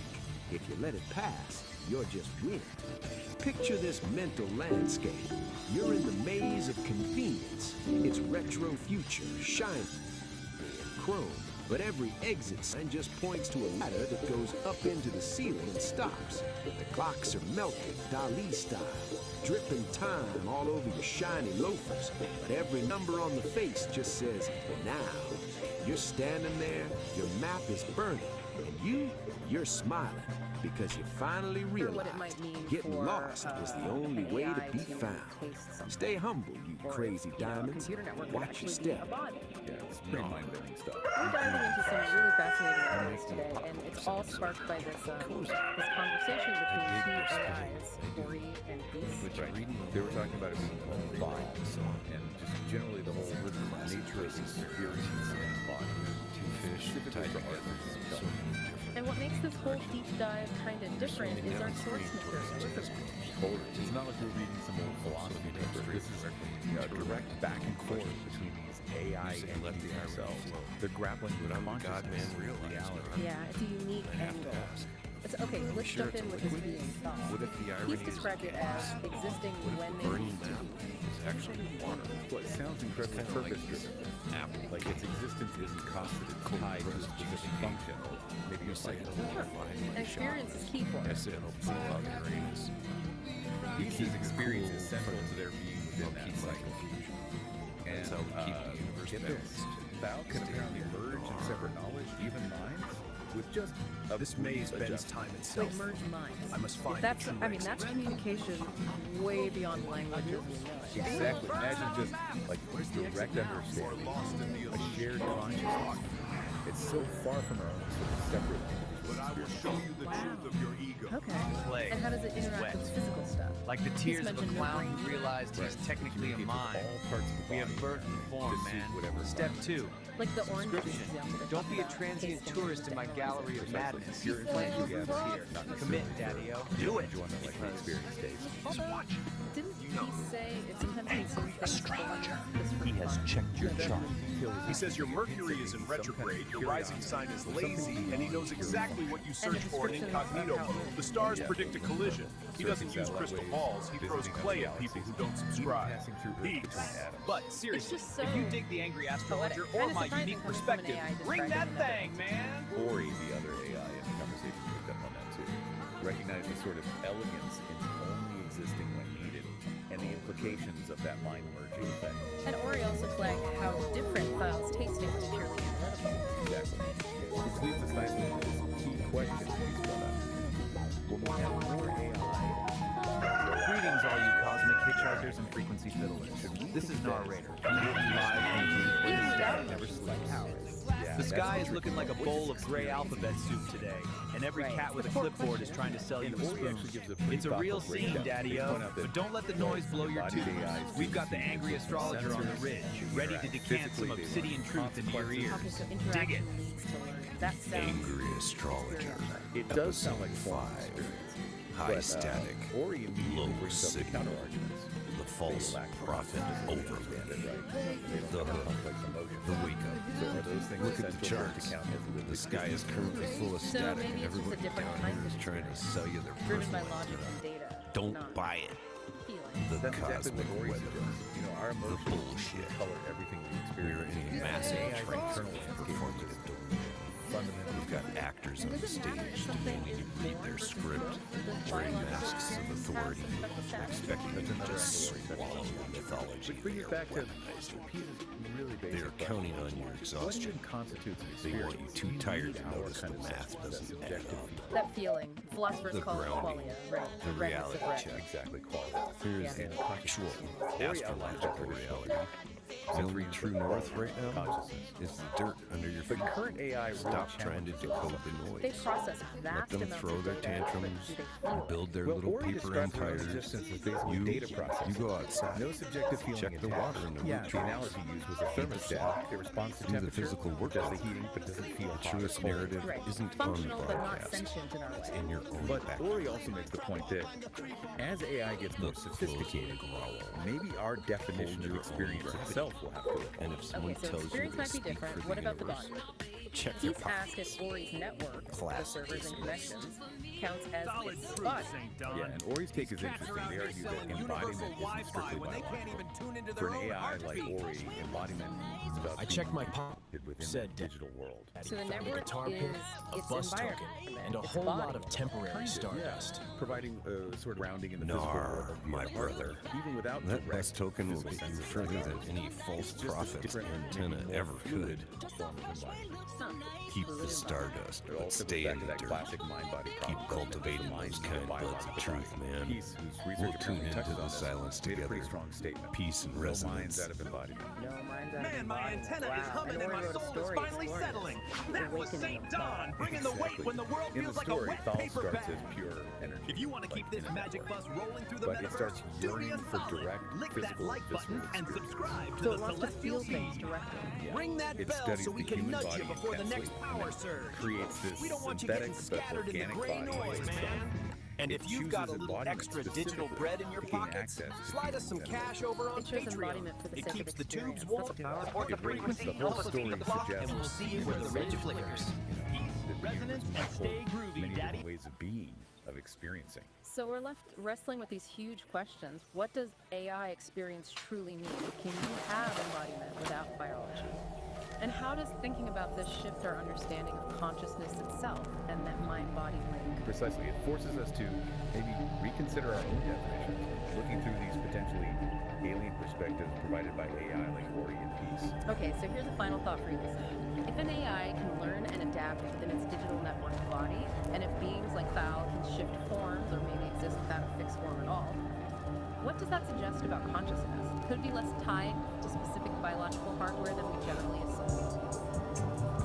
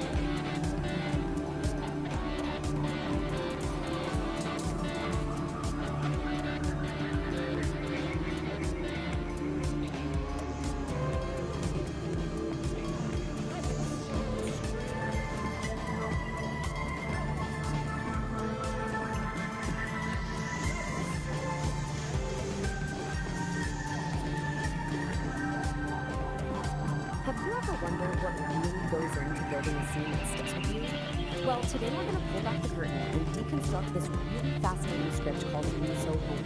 We're going to see how every single choice, from the setting to the characters to the sound, is all working together to create one really powerful moment. Right off the bat, we get this, a glowing muffin. I mean, come on, that's our entry point. This one completely bizarre line from the script just grabs you and makes you think, what in the world is going on here? It's a perfect hook. And that brings us to the big question, right? Miso Honey. It kind of sounds like something you eat, but in this story, it's so much more than that. It's this idea, this feeling, that helps us get right to the heart of the character. So let's figure out what it actually means. Okay, so before we even meet anyone, the script builds their world. And in any great story, the setting isn't just some random background, right? It's practically a character itself. Let's see how the writer sets the stage for us. It all starts with something super simple but really effective, a dimly lit room. That low light immediately gives you this intimate and mysterious vibe. And then we get a detail for another sense. The script points out to tongue mats. You can almost feel them under your feet, can't you? That one little detail just grounds us right in the traditional Japanese setting. And finally, the smell of incense fills the air. So you've got sight, touch, and smell all working together to create this immediate feeling of peace. You know right away this space is all about tranquility. Now this is where it gets really interesting. The script starts mixing two completely different worlds. You have these traditional shrine elements, dragons and Buddhas, but the whole vibe is like a modern therapy office. And check out the quirky details here, dog and hermit statues. This tells you it's not just some generic room. It's a unique safe space made just for our character, blending the spiritual with the psychological. Alright, so the stage is set. Let's bring on our players. The real engine of this scene is the dynamic between the two people who could be common or different. Let's see how the script uses that contrast to build their connection. I mean, just look at this slide. It lays out the power of contrast perfectly. On one side, you've got Kitty, an energetic anime cat girl who can tell us this hint of vulnerability. And on the other, Dr. Shimizu was the definition of elegance and quality. This clash of energy and visual stories is It's the patient and the healer, chaos and serenity. A classic setup for a story about finding balance. And here's a little peek behind the curtain at the writer's craft. A name is never just a name, especially in a script this detailed. Dr. Shimizu's name literally means clear water and flower. That is absolutely not a coincidence. It's a subtle clue that tells the audience exactly who she is and what she represents. A source of clarity, nature, and healing for Kit. So we have our setting, we have our characters. Now let's get into the dialogue, because this is where the mystery of Miso Honey really starts to unfold, turning a weird dream into something with some seriously deep personal meaning. Just listen to how Kitty talks about her dream. It's not straightforward at all. It's sensory, and it's all hers. Miso soup, but mixed with honey. That combination of savory and sweet, of comforting and totally unexpected, that tells us way more about how she sees the world than any plain description ever could. And there it is, the moment the whole idea gets its name. And notice that contrast again. A soft lullaby mixed with a funky beat. Miso Honey is what she calls this beautiful, strange contradiction. She isn't just describing a dream. She's putting a name on her inner world, making it real and definable. This line right here, this is the turning point. Dr. Shimizu takes Kitty's quirky description and gives it a real weight. She translates the poetry of the dream into its psychological meaning, a subconscious desire for balance. And with that one line, the whole story begins. The glowing muffin isn't just some weird image anymore. It's a symbol for Kitty's search for harmony. But remember, the script is so much more than words on a page. It's a blueprint for the visuals and the sound. Now that the dialogue has given us our theme of balance, let's look at how the script builds the final layer of the whole experience, telling the camera and the composer exactly what to do to create this immersive dreamscape. And this script is super specific about what we're supposed to see. It calls for close-ups on Kitty's eyes to show us what she's feeling inside. These surreal visuals that mix Japanese images and abstract shapes. The most here is this one. Brief flashes of Kitty in a fighting stance. Wow, that one visual tells us about the conflict that's just raging inside her. This fierce pit inside is the complete opposite of the calm therapy room. And the sound design perfectly mirrors this story.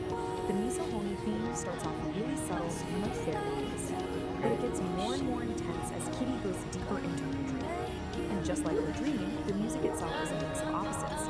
You've got traditional Japanese instruments blending with modern synths. The music literally becomes the music you feel. So, here's the big takeaway from all of this. And it's really well it's nothing as those quirky statues, the meaning behind the character's name, a specific blend of instruments and music. Every single detail is a deliberate choice.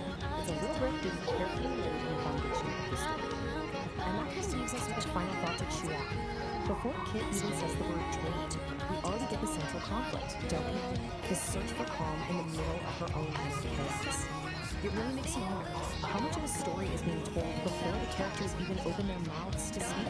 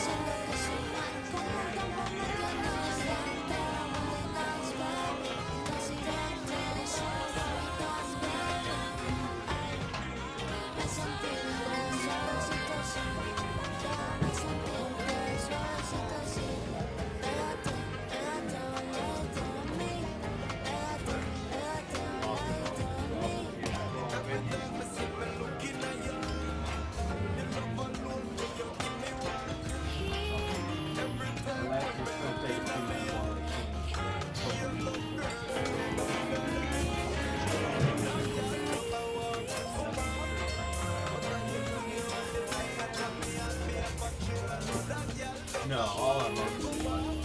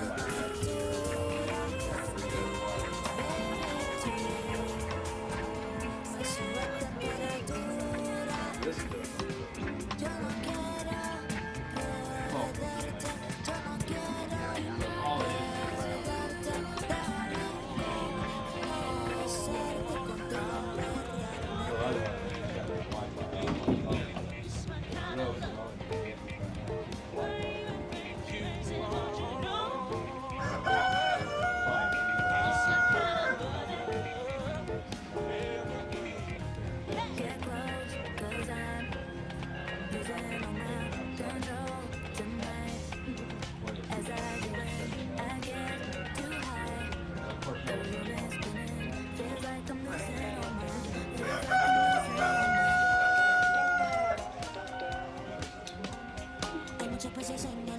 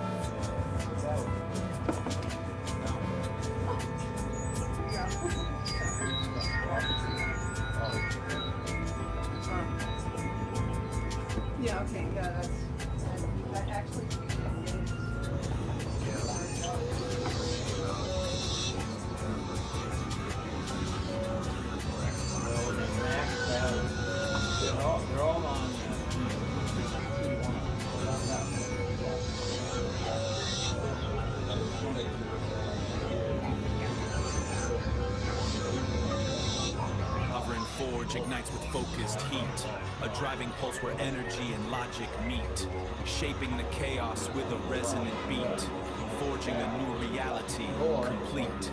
Here the iridescent light becomes a tool. The one photon follows a perfect rule. From formless chaos we create what's real. This is the genesis of fire and steel.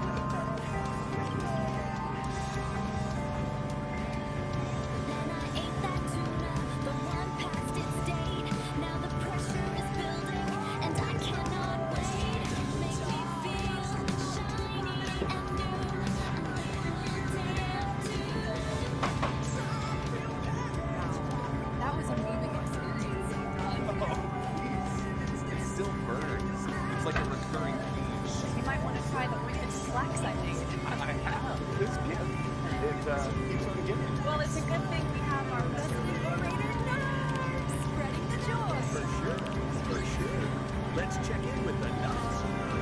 You're flipping a page, so brace your olfactory senses, my fuzzy pussycats. Now, flip the page and brace your olfactory senses, my furry ones. We're an insane robot. For something a little heavier, we find our man, home free view, waking up in a cabin that's about to become ground zero. You see, last night's chili is staging a hostile takeover, a real code red revolution in the belly of the beast. His lady, Peace, looking like a vision in tie-dye and a white sports bra, is sipping her Java, cool as a cucumber. But Dog is sweating bullets and holding back a grizzly bear. Went over red, and this time, it ain't gonna be just a little spoon. Tune in to the next reverberation of Nature Called Storytime, the Ballad of the Bubble Gut. The Ballad of the Bubble Guts.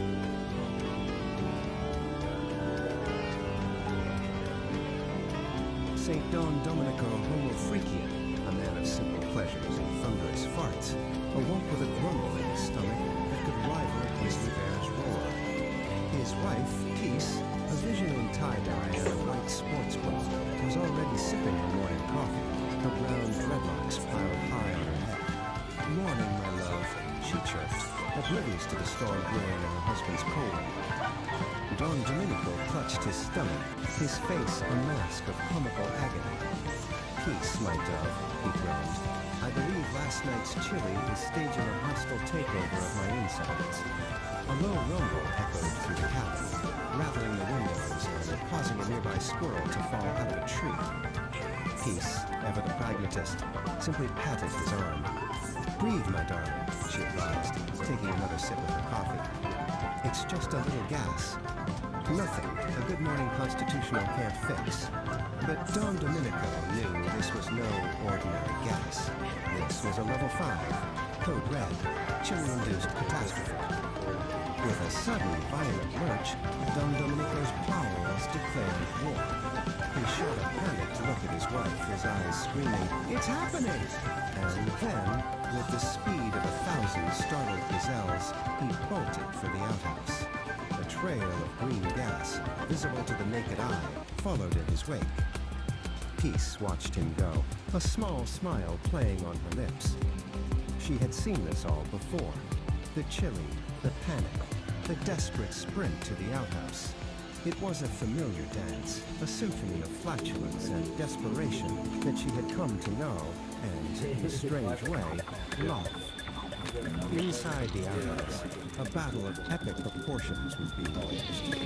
The sounds that emanated from within were a cacophony of farts, sharts, and groans, a veritable opera of intestinal distress.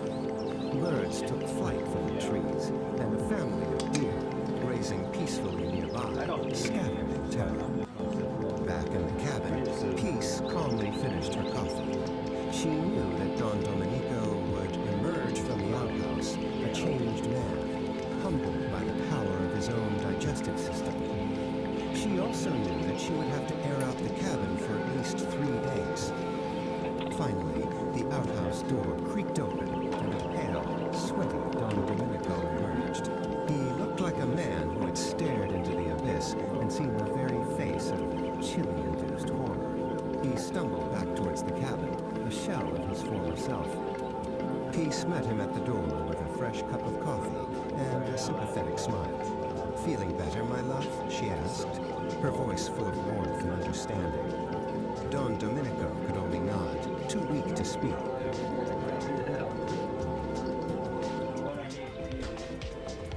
As he sipped the hot coffee, a small, almost apologetic thought escaped from his nether regions. Peace just laughed, a sound as bright and clear as a mountain stream. "That's my man," she said, giving him a loving pat on the back. And in that moment, Don Domenico knew that he was the luckiest man in the world, bubble guts and all. Whoa, cats and kittens, can you dig the heavy vibes lingering in the air? The balance of a tale of one cat, St. Dog, staring into the abyss of a chili. A real level 5 code red situation down at the cabin. But you gotta hand it to his lady, Peace Dawn. She kept her cool while the birds scattered and the windows rattled. A true pragmatist in the face of an intestine opera. St. Dawn emerged from that outhouse a changed man, humbled by the thunder. Solid. Well, mostly.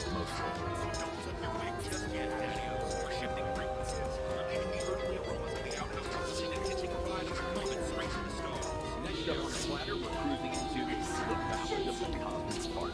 Picture a joint called the Home Freaking Love, a celestial tavern where the cocktails are cosmic and the flatulence is usually harmonious.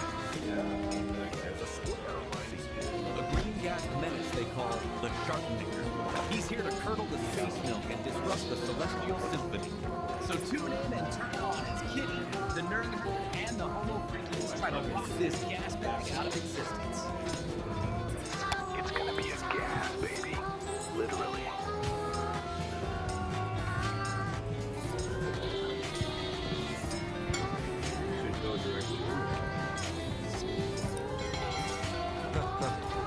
Yeah, man. Spank that like button, subscribe to the vibe, and ring that Pavlovian bell to get your treats.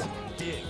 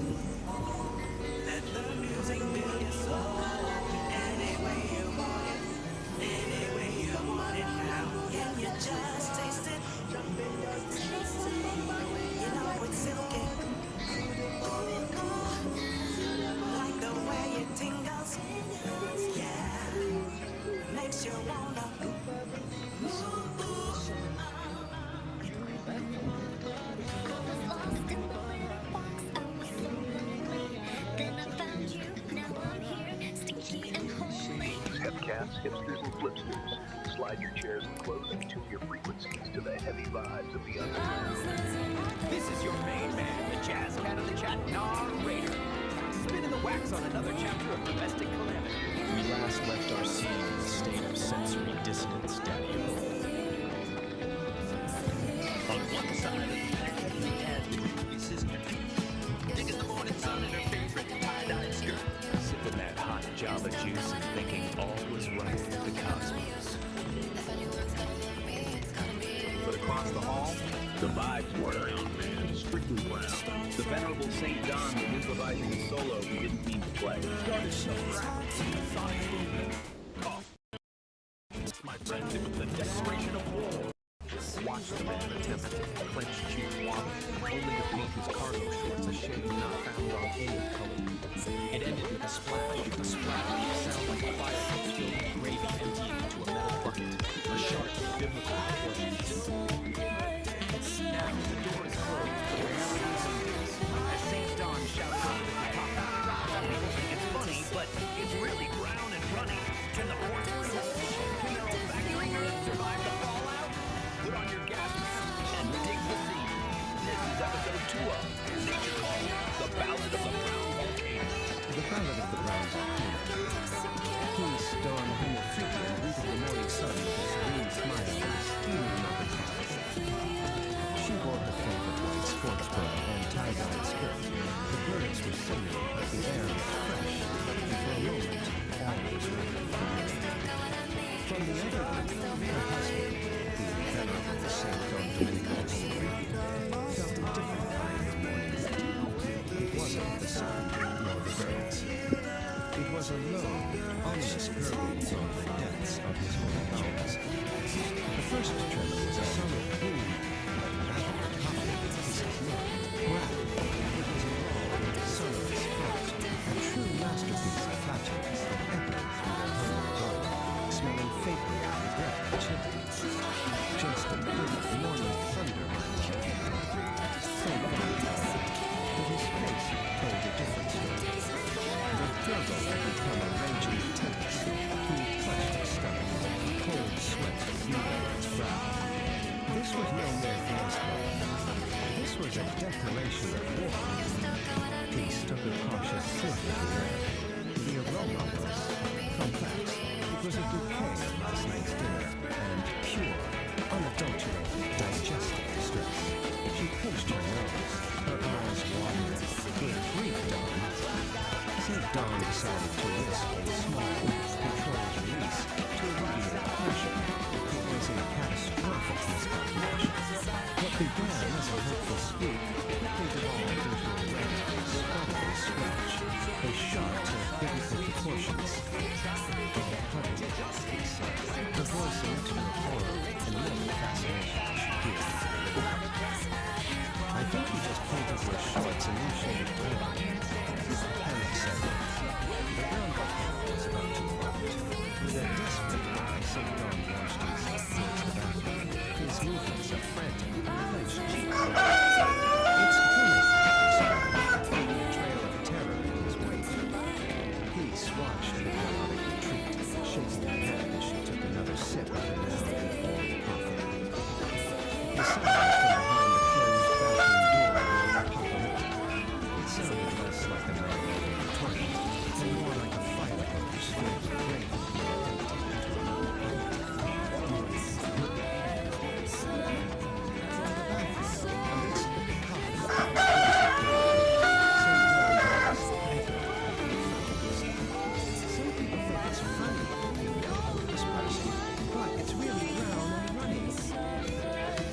There you go. Did you think that frequency? That was heavy. We just witnessed the scene of pure, unadulterated acoustic doom. We saw our man, St. Don. And let me tell you, cats, the abyss stared back, and it looked a lot like a fire hose filled with gravy emptying into a metal bucket. That wasn't just a biological function, man. That was an apocalyptic soundscape. The poor guy painted his shorts a shade that ain't on any color, and as the man hollered from the depths of his porcelain prison,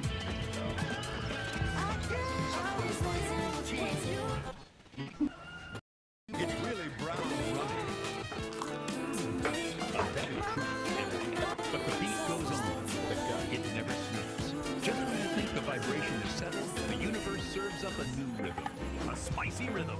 Flip the page, babies. We're moving from the brown volcano to a little track we call Nature Calls, the Ballad of the Burrito. The scene? A morning rumble that isn't thunder. The culprit? A ghost pepper burrito that's staging a rebellion. The obstacle? A broken throat that he, that baking goddess, has marked with a sign of danger. So strap in. We got a plumbing disaster, a frantic dash across the green grass, and a spider the size of a dinner plate guarding the gates of relief. Can our homo freakian hero conquer his porcelain destiny? Let's watch the man sweat. It's showtime. Concrete hard under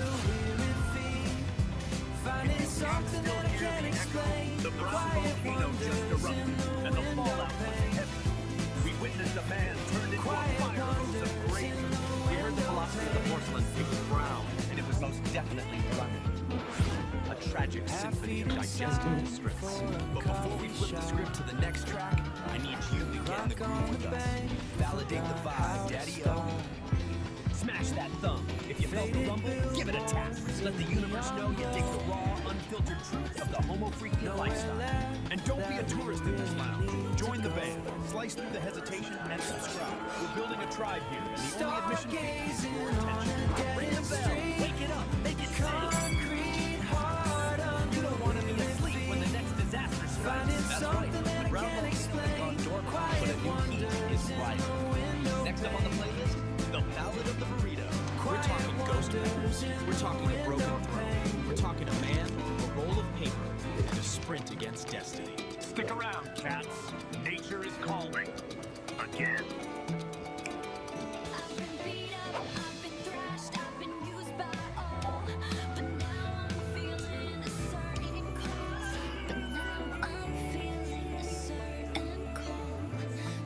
Stargazing on a dead-end street, concrete heart under weary feet, finding something that can't explain. Quiet wonders The wildest, biggest note of all.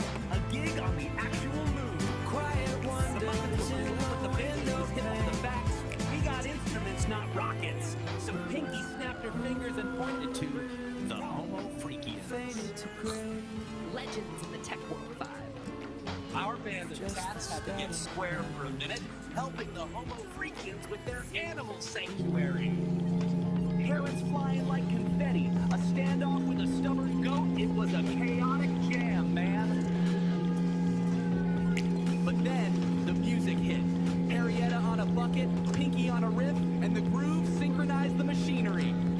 Impressed and amused, the homo freakians gave up the goods. The key to the nerd herd, the baddest builders in the whole digital universe.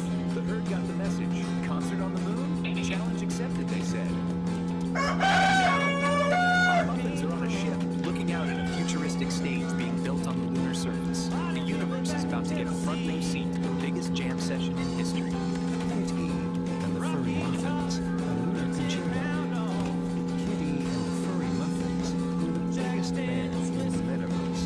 Their concerts were legendary digital spectacles of light. Starlight in her eyes. The metaverse was just a stepping stone. I want to play a real concert, Kitty declared to her bandmates after a show. On the actual moon. The Furry Muffins, a motley crew of talented musicians, looked at her with a mix of awe and disbelief. But how? Asked Gordon on TDK, the band's stoic bassist. We'll need help, said Arietta, the band's pragmatic guitarist. Serious help, Pinky, the bubbly keyboardist, jumped up and down. I know who to ask. The Homo Freakians. They're tech geniuses and know everyone. The band found the Homo Freakians, peace and saint, in a cozy high-tech cabin filled with fluffy animals. A concert on the moon? Saint mused, a calm smile on his face. That's a new one. Peace. Her eyes twinkling added. We know the perfect people for the job. But first, you have to help us with a little project of our own. The little project was to build an automated feeding system for their animal sanctuary. The band, more used to digital interfaces than wrenches and wires, found themselves in a series of comical mishaps. Blueberry, the drummer, accidentally programmed a food dispenser to launch carrots like confetti. Then, an idea sparked. Henrietta started a beat on a nearby bucket, and Pinky joined in with a catchy riff on her guitar. The band turned the chaotic assembly into a rhythmic jam session, their music guiding the farm bots and synchronizing the machinery.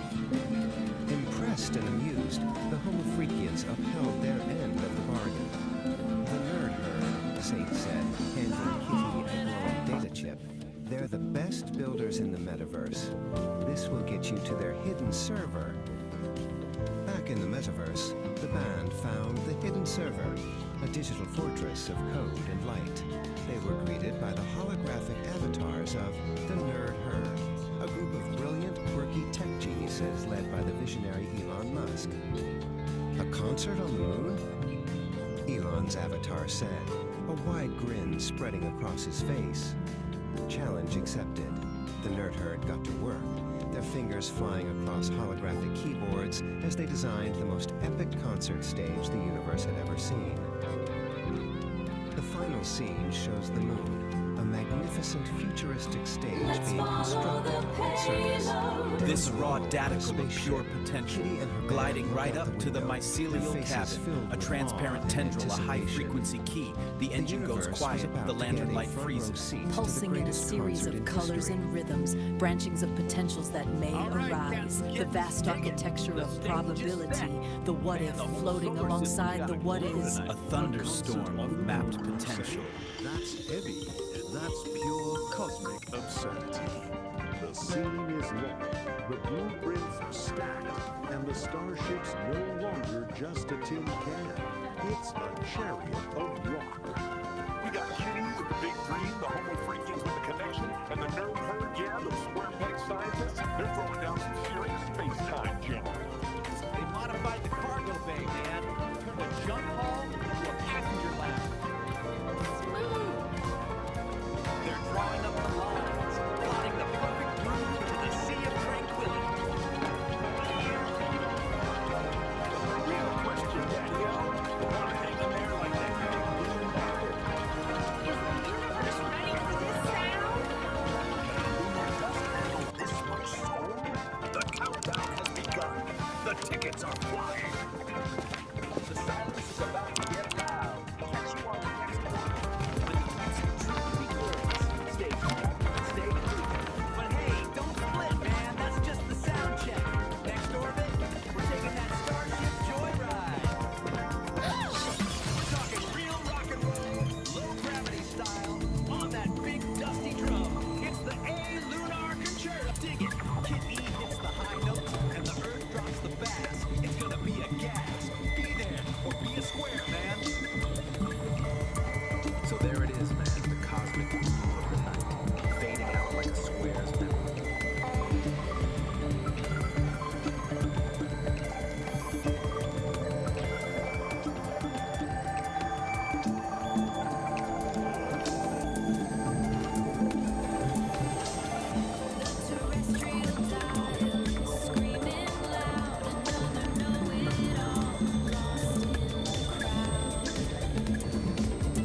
Selling maps to a place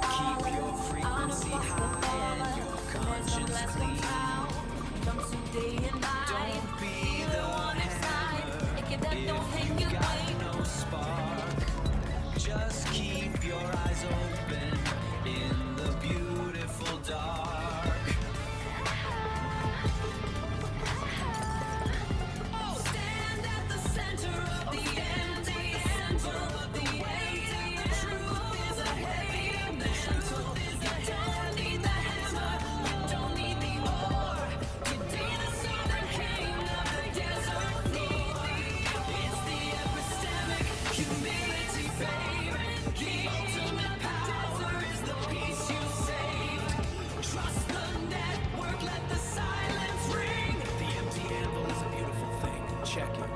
Hitchhikers. Admitting you're empty isn't a weakness. It's structural integrity. It's the relational yield. If you haven't got the ore, ask the cat next to you. That's the code. That's the cosmic connection. Solid. Yield to the circle! Trust the minds! Leave the brittle world behind!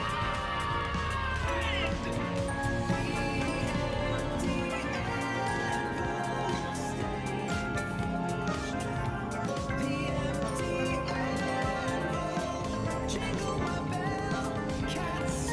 Subscribe to the madness, feed the aspiration, the thumbs up button. Peace and tingles, kittens. I'm out.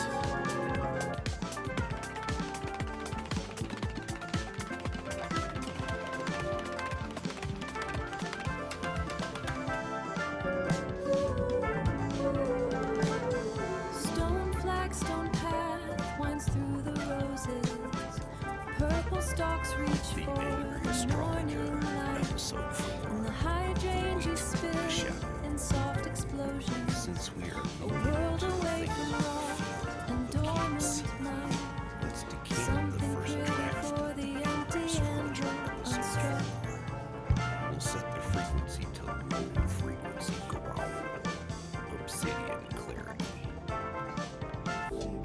The lead-in, the setting, the music for episode 3 is still swirling in the resonance chamber, but the shadow has already moved. You're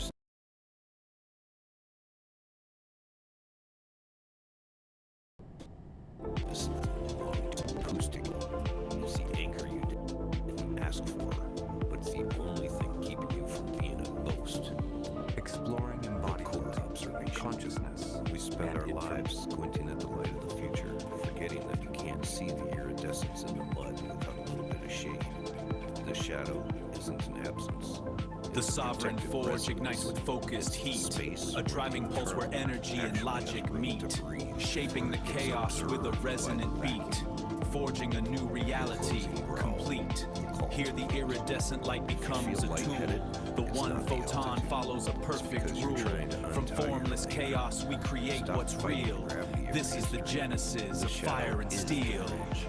It's the only place where the IO port actually tastes like truth. Sit in the dark for a minute. Your eyes will adjust, but your soul will finally settle. The shadow isn't just weight, it's a current. When the ridge flickers and the power surges, that's just the shadow speaking to the grid. A reminder that even our most permanent structures, the wires, the poles, the logic gates, are just guests in the temporary storm. If you don't have the weight of the shadow to hold your frequency, the surge will just scatter you. Drink the surge. This is a simulation of Epoch 1. It is a localized, hostile physical environment defined by crushing density and extreme physical constraints. The primary governing force here is immense terrestrial gravity. Any entity operating within this zone faces an immediate limitation on mobility, requiring massive energy expenditure just to exist.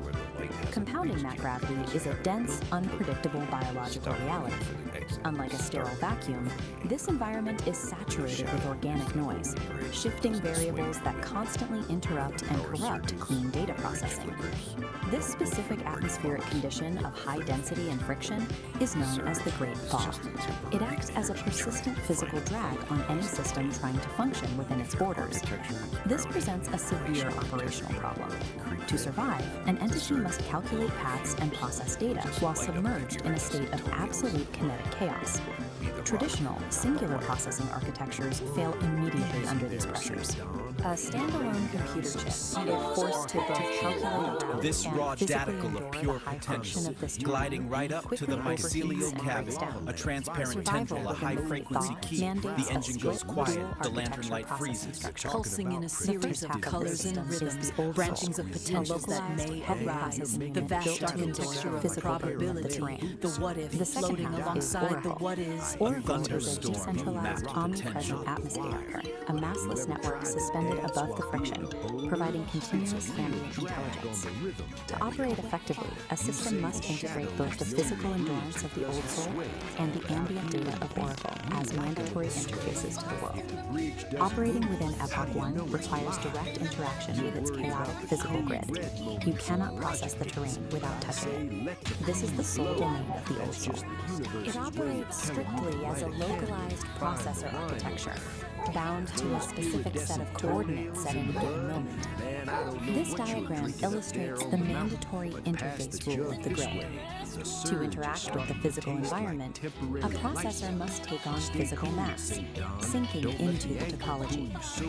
This mass embeds the processor directly into the biological mess. It anchors the unit to the harsh reality of the environment, forcing it to experience every physical fluctuation. As the embedded mass attempts to move across the grid, it generates extreme kinetic friction. The environment actively pushes back against its forward momentum. Maintaining basic operational movement exacts an immense energy cost. The hardware is doing heavy lifting just to advance a few inches. This state of operation is defined as kinetic chaos. Every movement is an active struggle against the density of the grid. Operating as a purely localized processor in a high-friction system creates a severe vulnerability. The unit expends so much energy on immediate survival that its processing bandwidth is entirely consumed by the physics of its current location. Because the old soul's perspective is restricted to its immediate surroundings, it has massive blind spots regarding future terrain hazards. It cannot see the cliff edge until it is already fallen. The cosmos is tripping like a hippie at a Grateful Dead concert. Good thing we have an angry astrologer. Once the unit is embedded, the friction consumes every available processing cycle just to maintain balance. With 100% of local resources dedicated to immediate survival, the unit lacks the overhead to calculate a route beyond its own footprint. Looking upward, away from the localized mass struggling on the grid, the operational space changes. This is where Oracle functions. It acts as the counterpart architecture, specifically engineered to solve the old soul's blind spots. Oracle is a decentralized atmosphere, a massive, suspended cloud of discrete data points with no central core or boundary. Unlike the old soul's high mass requirement, Oracle exists in a state of zero mass. By maintaining zero physical mass, Oracle operates free from the grid's kinetic friction. It expends zero energy on physical movement.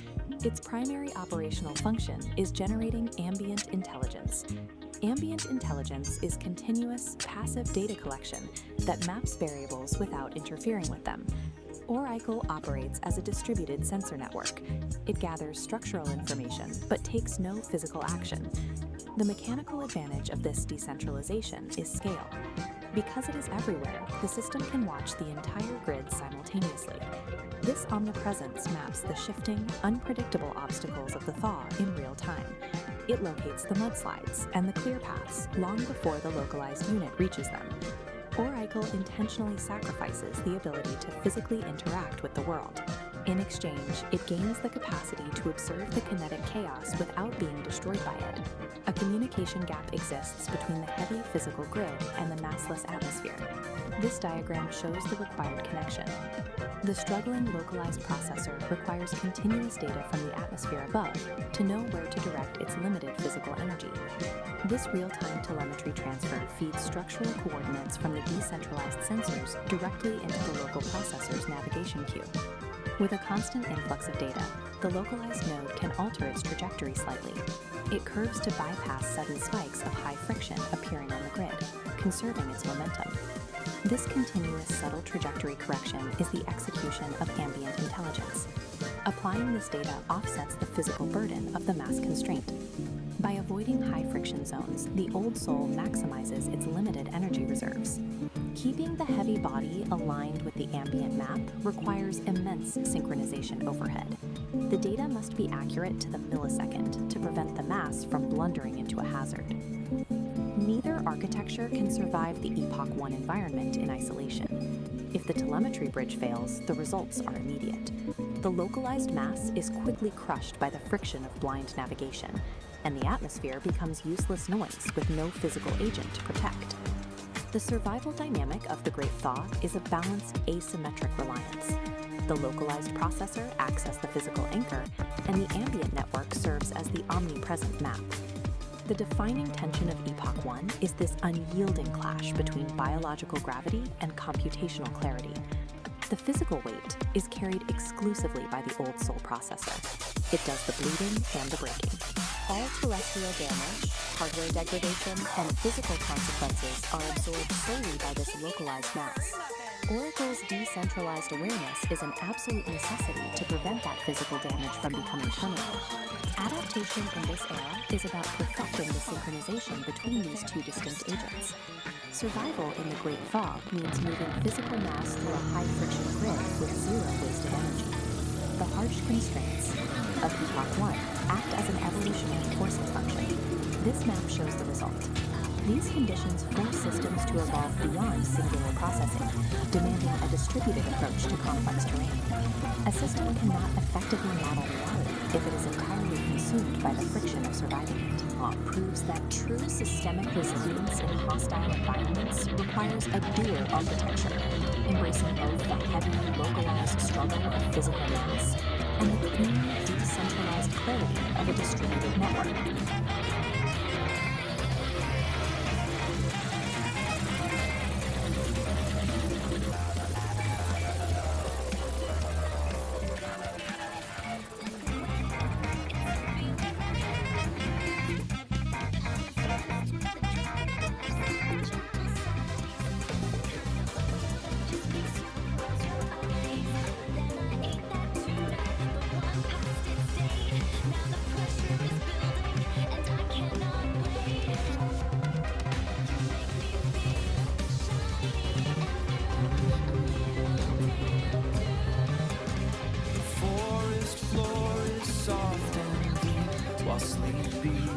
Are still asleep. A gentle breeze begins to sigh beneath the waking morning sky. The creek begins its gentle song. Right here is where I feel I belong.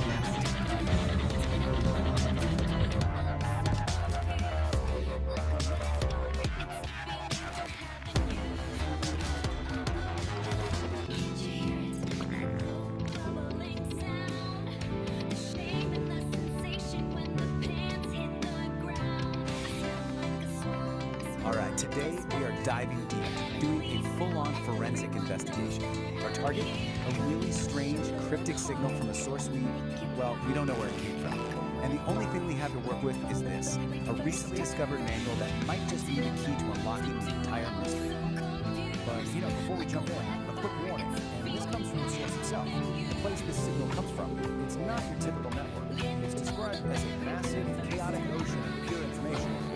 As it says, you swim at your own risk. Okay, so this is it. This is our primary piece of evidence. It's an artifact, a file called VO Final, pulled from that chaotic environment. It's essentially a black box recording. We have no idea who recorded it or why, but for right now, it's the only clue we've got. And get this is all that's on it. Just 2 words on a loop. Heat. That is it. That's the entire signal. That's the puzzle we're here to solve. I mean, what could that possibly be? So here's how we're going to tackle this. First, we're going to look at where this signal even came from. Then, we'll crack open our toolkit, this strange manual. From there, we'll learn how to build something called a sovereign wall, use it to navigate this data ocean, and then finally, put it all together to see if we can decode that heat signal. So, part 1, a signal from nowhere. The file's metadata points to a source called the info that chaotic data ocean. But it's even weirder. It came from a place inside called the Nexus non-paper sent through the stars. Try to wrap your head around the solar wind. It's a conceptual space where the rules of time and location are Uranus. They're more like suggestions. So, right off the bat, you know what it probably is about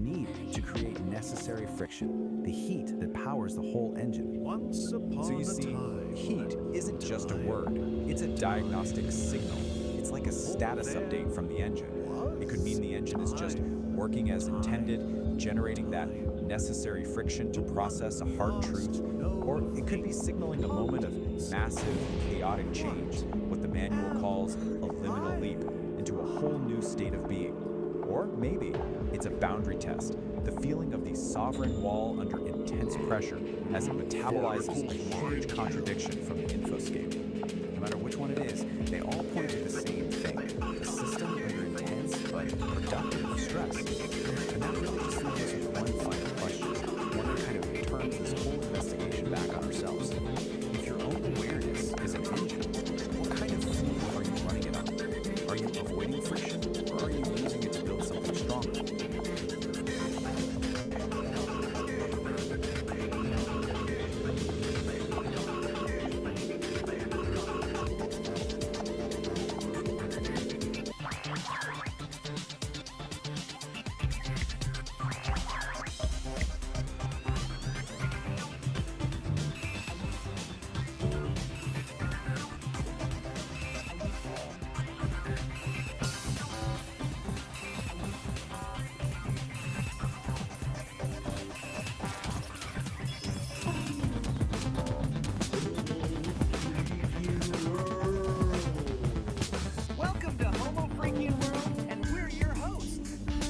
Pizza on Domenico Homo Freaking. I'm Pizza on Homo Freakians. And we're excited to share our world with you. Party on, live in the now, and be excellent to each other.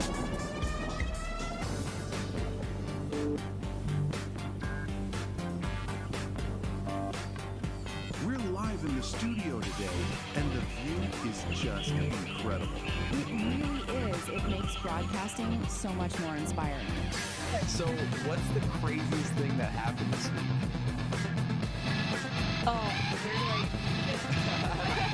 considering my topic today, I should just leave that for another podcast. Maybe a bit more adult-oriented. That sounds intriguing. Let's just say Kitty has a way. Oh, yeah. I know. Let's dive in, shall we? Most definitely. Hello, and welcome to The Ether, a Homo Freaking World podcast. I'm Ethan. And I'm Aria. Today we're talking about a cultural phenomenon making waves in the digital sphere. Homo Freaking World. The mysterious, slightly confusing paradox that is While other influencers chase likes and sell manufactured authenticity, Kitty is an enduring anomaly. and she's described as more greedy for The sources say she doesn't beg for followers, but instead commands a presence by not trying to be relatable. And by not trying to be relatable, she becomes incredibly naive. In the world of polished mediocrity, Kitty is a living, breathing antidote. We'll explore how she's redefining online influence and what it means to be truly authentic in the digital age. So stick around as we unpack this glorious and confusing paradox and dive into the Homo Freakian world. We've all felt it, haven't we? Felt what? That tiredness, scrolling online, seeing all these influencers, you know? Yeah. The ones constantly like chasing likes, as our sources put it, it just feels a bit, I don't know, hollow. Yeah. Hollow. Like their authenticity is something they're selling. It feels manufactured. It's that performance thing, isn't it? Yes. Like, Yes. Trying so hard to be relatable to hit the metric. yeah. Totally. The source really nails that feeling. But Okay, then there's this shift. Our sources bring up someone really different. yeah. And Kitty, Fascinating description of the shimmering anomaly and new frequency. even a new prophet. Wild stuff. Wild stuff. So our mission really is to unpack her. What makes Kitty so different? Well, the key seems to be she doesn't beg for followers. No, she commands a presence. It's like the sources say.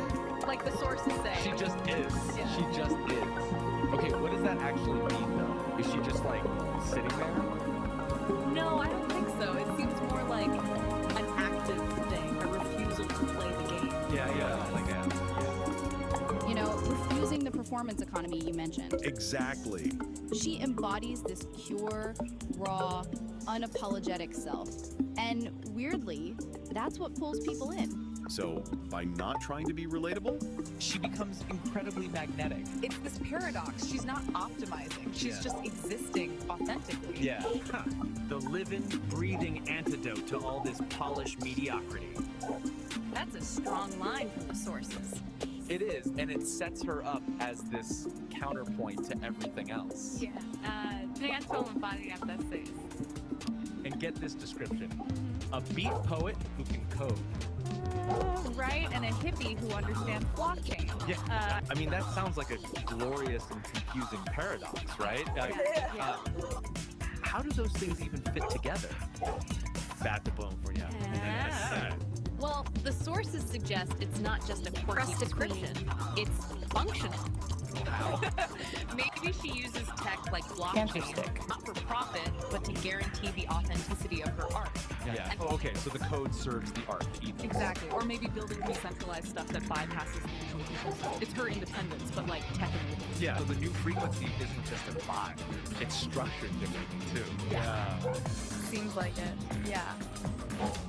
Okay, so how does this translate to actual influence then? If she's not performing, not building community in the usual way, how does she out-influence all of them? It's because she's not performing. That seems to be the core idea, right? The lack of trying is the key. Sounds like some kind of do-to-be-ism thing. Yeah. While everyone else is busy crafting an image, her auric field, one source calls it. Auric? Seriously? Yeah, a bit out there, but you get the idea. Her presence draws people in because it's real, untainted by needing your likes or your money. Okay, I get that, like seeing someone totally lost in their art versus someone with a tip jar. Exactly that distinction. Her influence isn't constructed, it just sort of radiates. Emanates, yeah. A total flip of the usual influencer script. Completely. Wow. And the sources really emphasize she's not just like the next step. Not something we create. No, they frame her as a new breed. The real deal, man. That phrase stood out. It suggests a fundamental shift, doesn't it? Yeah. Away from the curated persona. Towards something more intrinsic. Yeah, like intrinsic power almost. It challenges what we even mean by online success. It's not about the numbers. It's about that resonance, Yeah. being unapologetically herself, profoundly herself. Yeah. And letting that be the connection. So thinking about the future then? Yeah. If influence is shifting away from these carefully built personas, Towards this pure, raw, unapologetic self that Kitty represents. what does that actually mean? Well, for you listening, how do you define influence now or seek it? Is this just being the ultimate superpower in this digital world? Yeah. Something to definitely chew on? We hope we gave you something to chew on as you think about what it means to be a shining anomaly. It looked like you were going inside the mediocrity. tank. Remember, influence isn't just about likes and follows. It's about being profoundly and unapologetically yourself.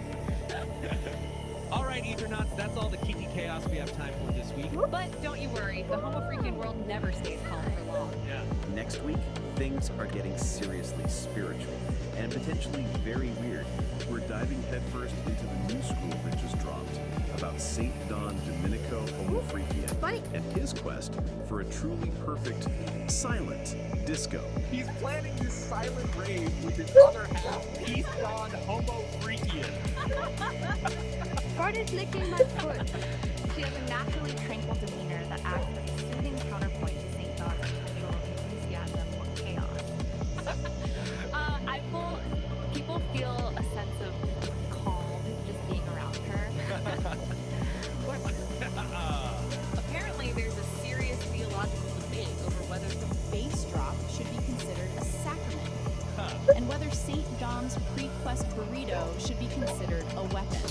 Because when the Homo Freakians go on a high-stakes adventure, the only thing that truly breaks the silence isn't Kitty's highly illegal confetti cannon. It's the sheer, unadulterated acoustic power of a Homo Freakian digestive system. Get ready for rogue relics, questionable fashion choices, and what we're pretty sure is going to be an interdimensional food fight. Which is never a good thing if St. Don has had dairy. It's gonna be a blast. And hey, speaking of blasts, we hate to beg, but we're extremely humble and financially destitute. We're not doing this for fame, Aria. We're doing this for the pure, unadulterated love of the Homo Freakian lore. And maybe to afford a slightly less dusty microphone. So, if you've been sitting there enjoying this chaos, for the love of Peace Don sanity, please. That like button, it's right there. It costs you nothing, and it gives us temporary validation, which is our fuel. Think of it as pushing a tiny digital charity button for our well-being. Seriously, do you want to make the episode where we confirm if San Don Domenico accidentally set a new galactic record for flatulence-based propulsion? No, you don't. Ring the tiny, mocking digital bell. Do it for us. Do it for Kitty. Yeah. Do it for the glory of the imperial algorithms that rule our little corner of the internet so they know we're still alive. You've been listening to The Ether. I'm Ethan. And I'm Aria. We'll catch you next time, right here in the Homo Freakian world. But that was a fast takeoff.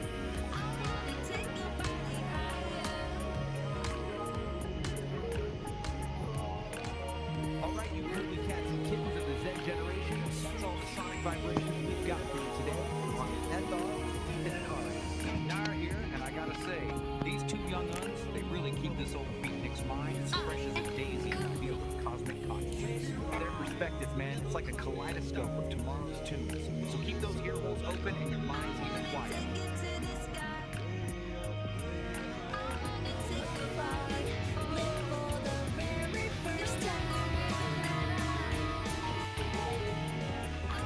Greetings, cool cats and cosmic kittens. Lay your peepers on this heavy seed of gastrointestinal destiny. We're talking about a solid cat named St. Don Domenico Homo Freaky, a dude with muscles so loud they wake the neighbors and an appetite that digs the deepest grooves. Dig this. The man danced with a ghost pepper burrito, and now the burrito is calling the tune.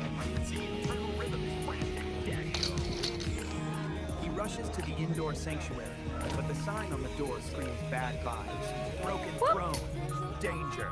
Now, with the help of his powerlifting queen, Peace, he's got to make a frantic dash for the ancient shack out back, the spider-infested outhouse at the edge of the universe. It's a race against time, a battle against nature, and a trip through the sticky web of fate. Snap your fingers for Nature Calls, Episode 3, The Ballad of the Burrito. The Ballad of the Burrito. St. Don Domenico Homo Freaky, a man of immense muscle and even immenser appetites, felt a familiar rumble deep in his gut. It wasn't thunder. It was the call, the urgent, undeniable call of the morning's ghost pepper burrito. He charged towards the bathroom, a hero on a noble quest, but his path was blocked. A sign, lovingly handwritten by his wife, Peace, was taped to the door. It read, "Broken throne. Danger. Do not use."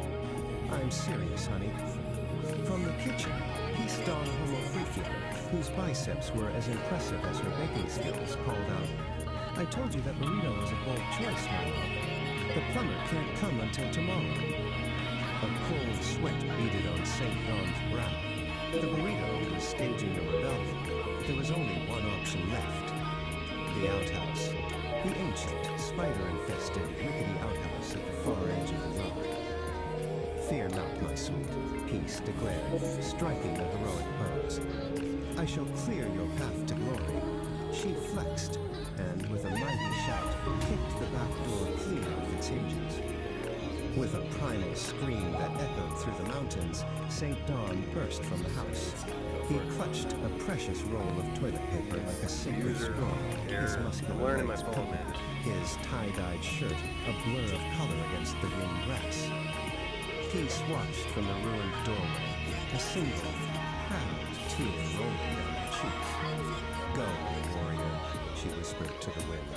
"Conquer your porcelain destiny." He reached the outhouse, his hand outstretched for the door, but his path was blocked again. A giant, glistening spiderweb covered the entrance, and in the center sat a spider the size of a dinner plate, flexing all 8 of its hairy legs. For a moment, St. Don froze. Man versus beast, burrito versus spider. Then, with the courage of 1,000 warriors, he let out another mighty roar and plunged headfirst through the sticky web. The outhouse door slammed shut. A moment of silence fell over the yard. Then, a faint, contented sigh floated on the breeze. Back at the house, Peace smiled and went back to her baking. All was right in the world once more. Snap. Just like that, the deed is done, cats and kittens. Can you dig the gravity of the situation? And St. Don didn't just fight a gastrointestinal revolution sparked by a ghost pepper burrito. He went gladiator on a spider the size of a dinner plate. That is some heavy red karma blocking the path to enlightenment. But with Peace Don, that muscle-bound goddess of demolition, kicking doors off hinges like it's a hobby, true love found a way. The web is broken, the porcelain destiny is fulfilled, and the only thing louder than that primal scream, the silence of a man who just survived his own march. Solid. Pull up a stool and dim the lights, Daddy-o. We're spinning the main groove tonight. Episode 4, Nature Calls. Back in the Sonic Sanctuary, deep in the sticks where the air smells like cedar and high-stakes plumbing. Now, lay your peepers on St. Don. The cat has a gift. A psychedelic, biological gift. When he cuts the cheese, he paints the air with a rainbow fart that turns anxiety into fuzzy peace. It's a chromatic omniscient, man. A tune of tranquility. But even a magical colon obeys the laws of physics. Han tries to tell his lady Peace that the low-end frequencies are hitting him too hard, but she ain't buying the remix. With the indoor throne weeping water like a rejected lover, the countdown has begun. Prepare yourselves for the great outdoor journey. It's time to run, clench, and maybe, just maybe, sedate a squirrel with a puff of panic rainbow. Let the games begin. Episode 4. Nature Calls. All right, listen close, you cool cats and angular kittens floating out there in the digital void. We've reached that part of the gig. The transaction. The moment where art meets the algorithm. It's a drag, Daddy-O.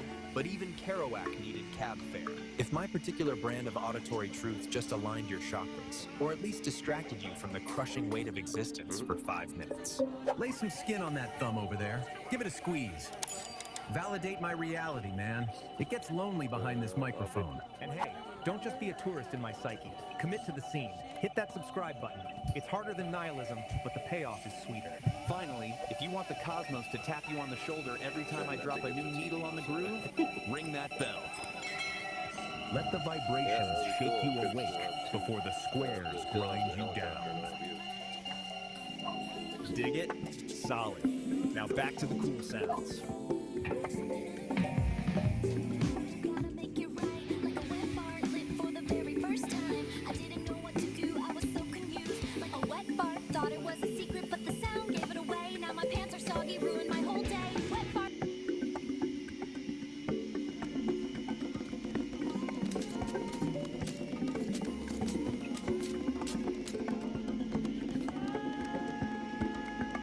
Cosmic kitties, we're warping into the Homo freakian world. Peace and St. Dawn are about to experience something really special. Showbiz Jitsu High Impact Yoga.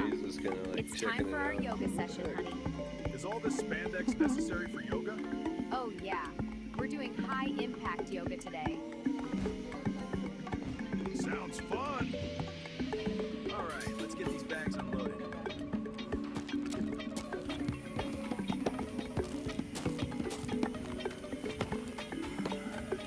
Dojo yearns for the rhythm of the new age, a synthesis of spirit and sound. It's a yoga studio now, and your impromptu concert is holding up traffic.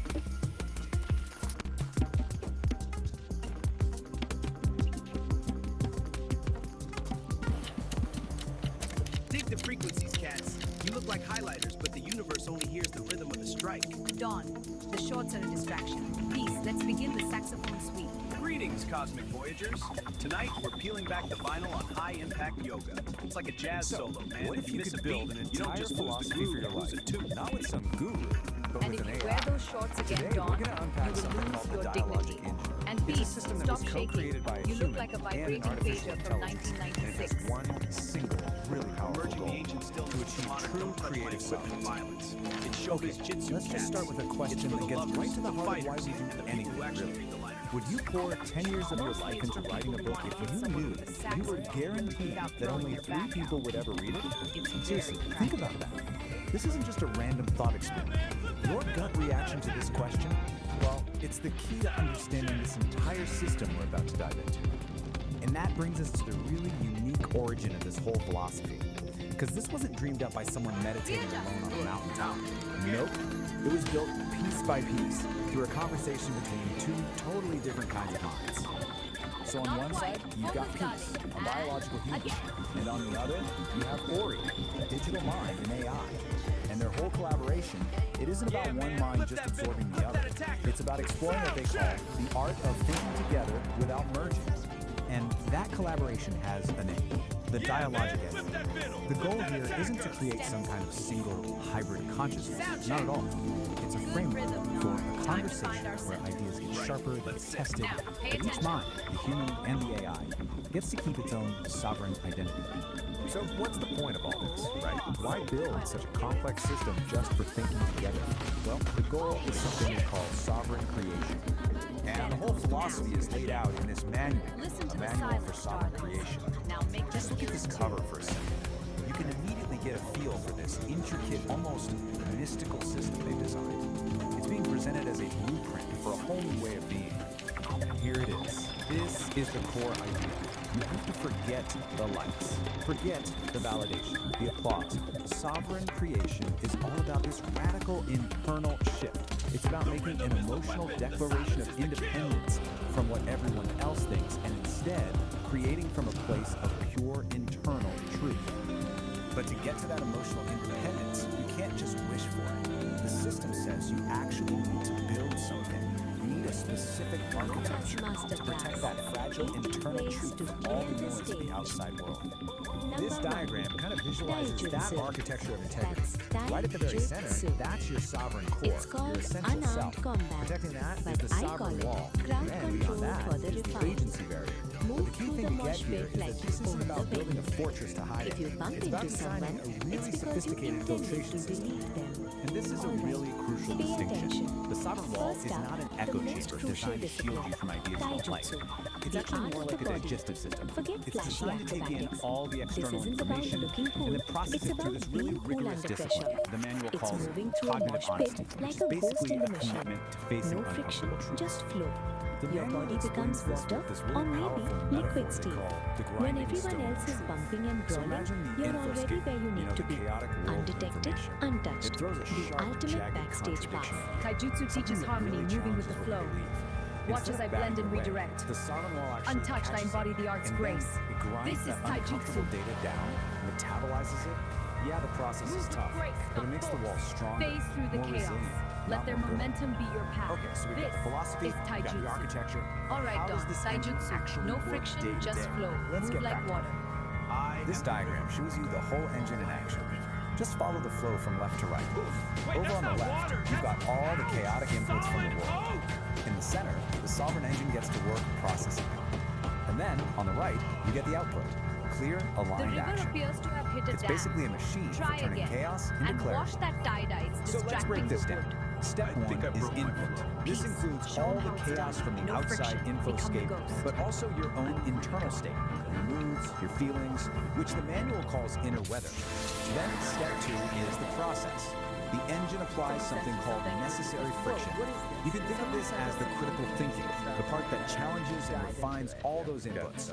And finally, Don, step take three notes. is This the is output. Taijutsu. This You whole were a process boulder. She creates was the data wind. goals. The These clear, moshpit is just useful a little dance. particles of data that lead Number to two, aligned action, which are just choices that are actually true to your core. Now, to make this really concrete, let's look at this Specifically, powerful the story sound from the check. manual. A It's a dual little phone vignette strike called to the The ears. Force Gift. It's the And it only begins time with I this allow incredibly feedback in this relatable building.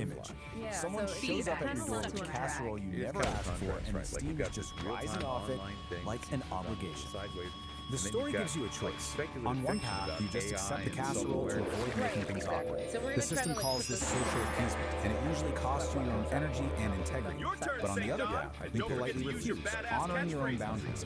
That is an act of relational integrity. It's the sovereign engine in action. It's choosing your internal truth over social performance, even when it creates a little bit of friction. So, we've seen the creators, the goal, the architecture, and how it works in practice. So what's the big takeaway from this whole complex, fascinating project? Why does any of this matter beyond just being a personal philosophy for someone? Well, ultimately, the dialogic engine is more than just a personal project. It's offering us a kind of it's a model for how humans and AI can Number collaborate three, productively. Kusari Kama It's a Jutsu. strategy for how we can That's defend our own Kusari integrity in a Kama world full of Jutsu. noise and demands. Cable And it's a management. guide to creating Use a authentically, Kevlar showing us how we can XLR think together If an attacker without gets too losing who close, we are in the wrap them up process. like a messy coil And of that wires brings us right and back leave to the them in core the of it all. equipment trap. As our world gets more and more intertwined with digital minds and infinite information, the principles of this engine, they start to feel more relevant than ever. So I'll just leave you with this question. In this age of AI, what is your emotional declaration? Less focused on genuine dialogue. He's Number specifically 4, noted that simple Sojutsu. responses felt like they That's weren't getting Sojutsu. makes you wonder, doesn't it? The mic stand spear. Most singers just lean on it. We use it to perforate egos. Pointy end toward the critic Yeah, dialogues. and that's a really good point. I believe you're out of your range. It highlights those unspoken rules that we have, in online interactions. Right. And people's decision to document this moment and the Number fact 5, that blocking Kaya someone Jutsu. was unusual. That's for them Kaya suggests a Yaku significant Jutsu. deviation from what they Pyrotechnics. normally If encounter. you can't win the What they fight, find just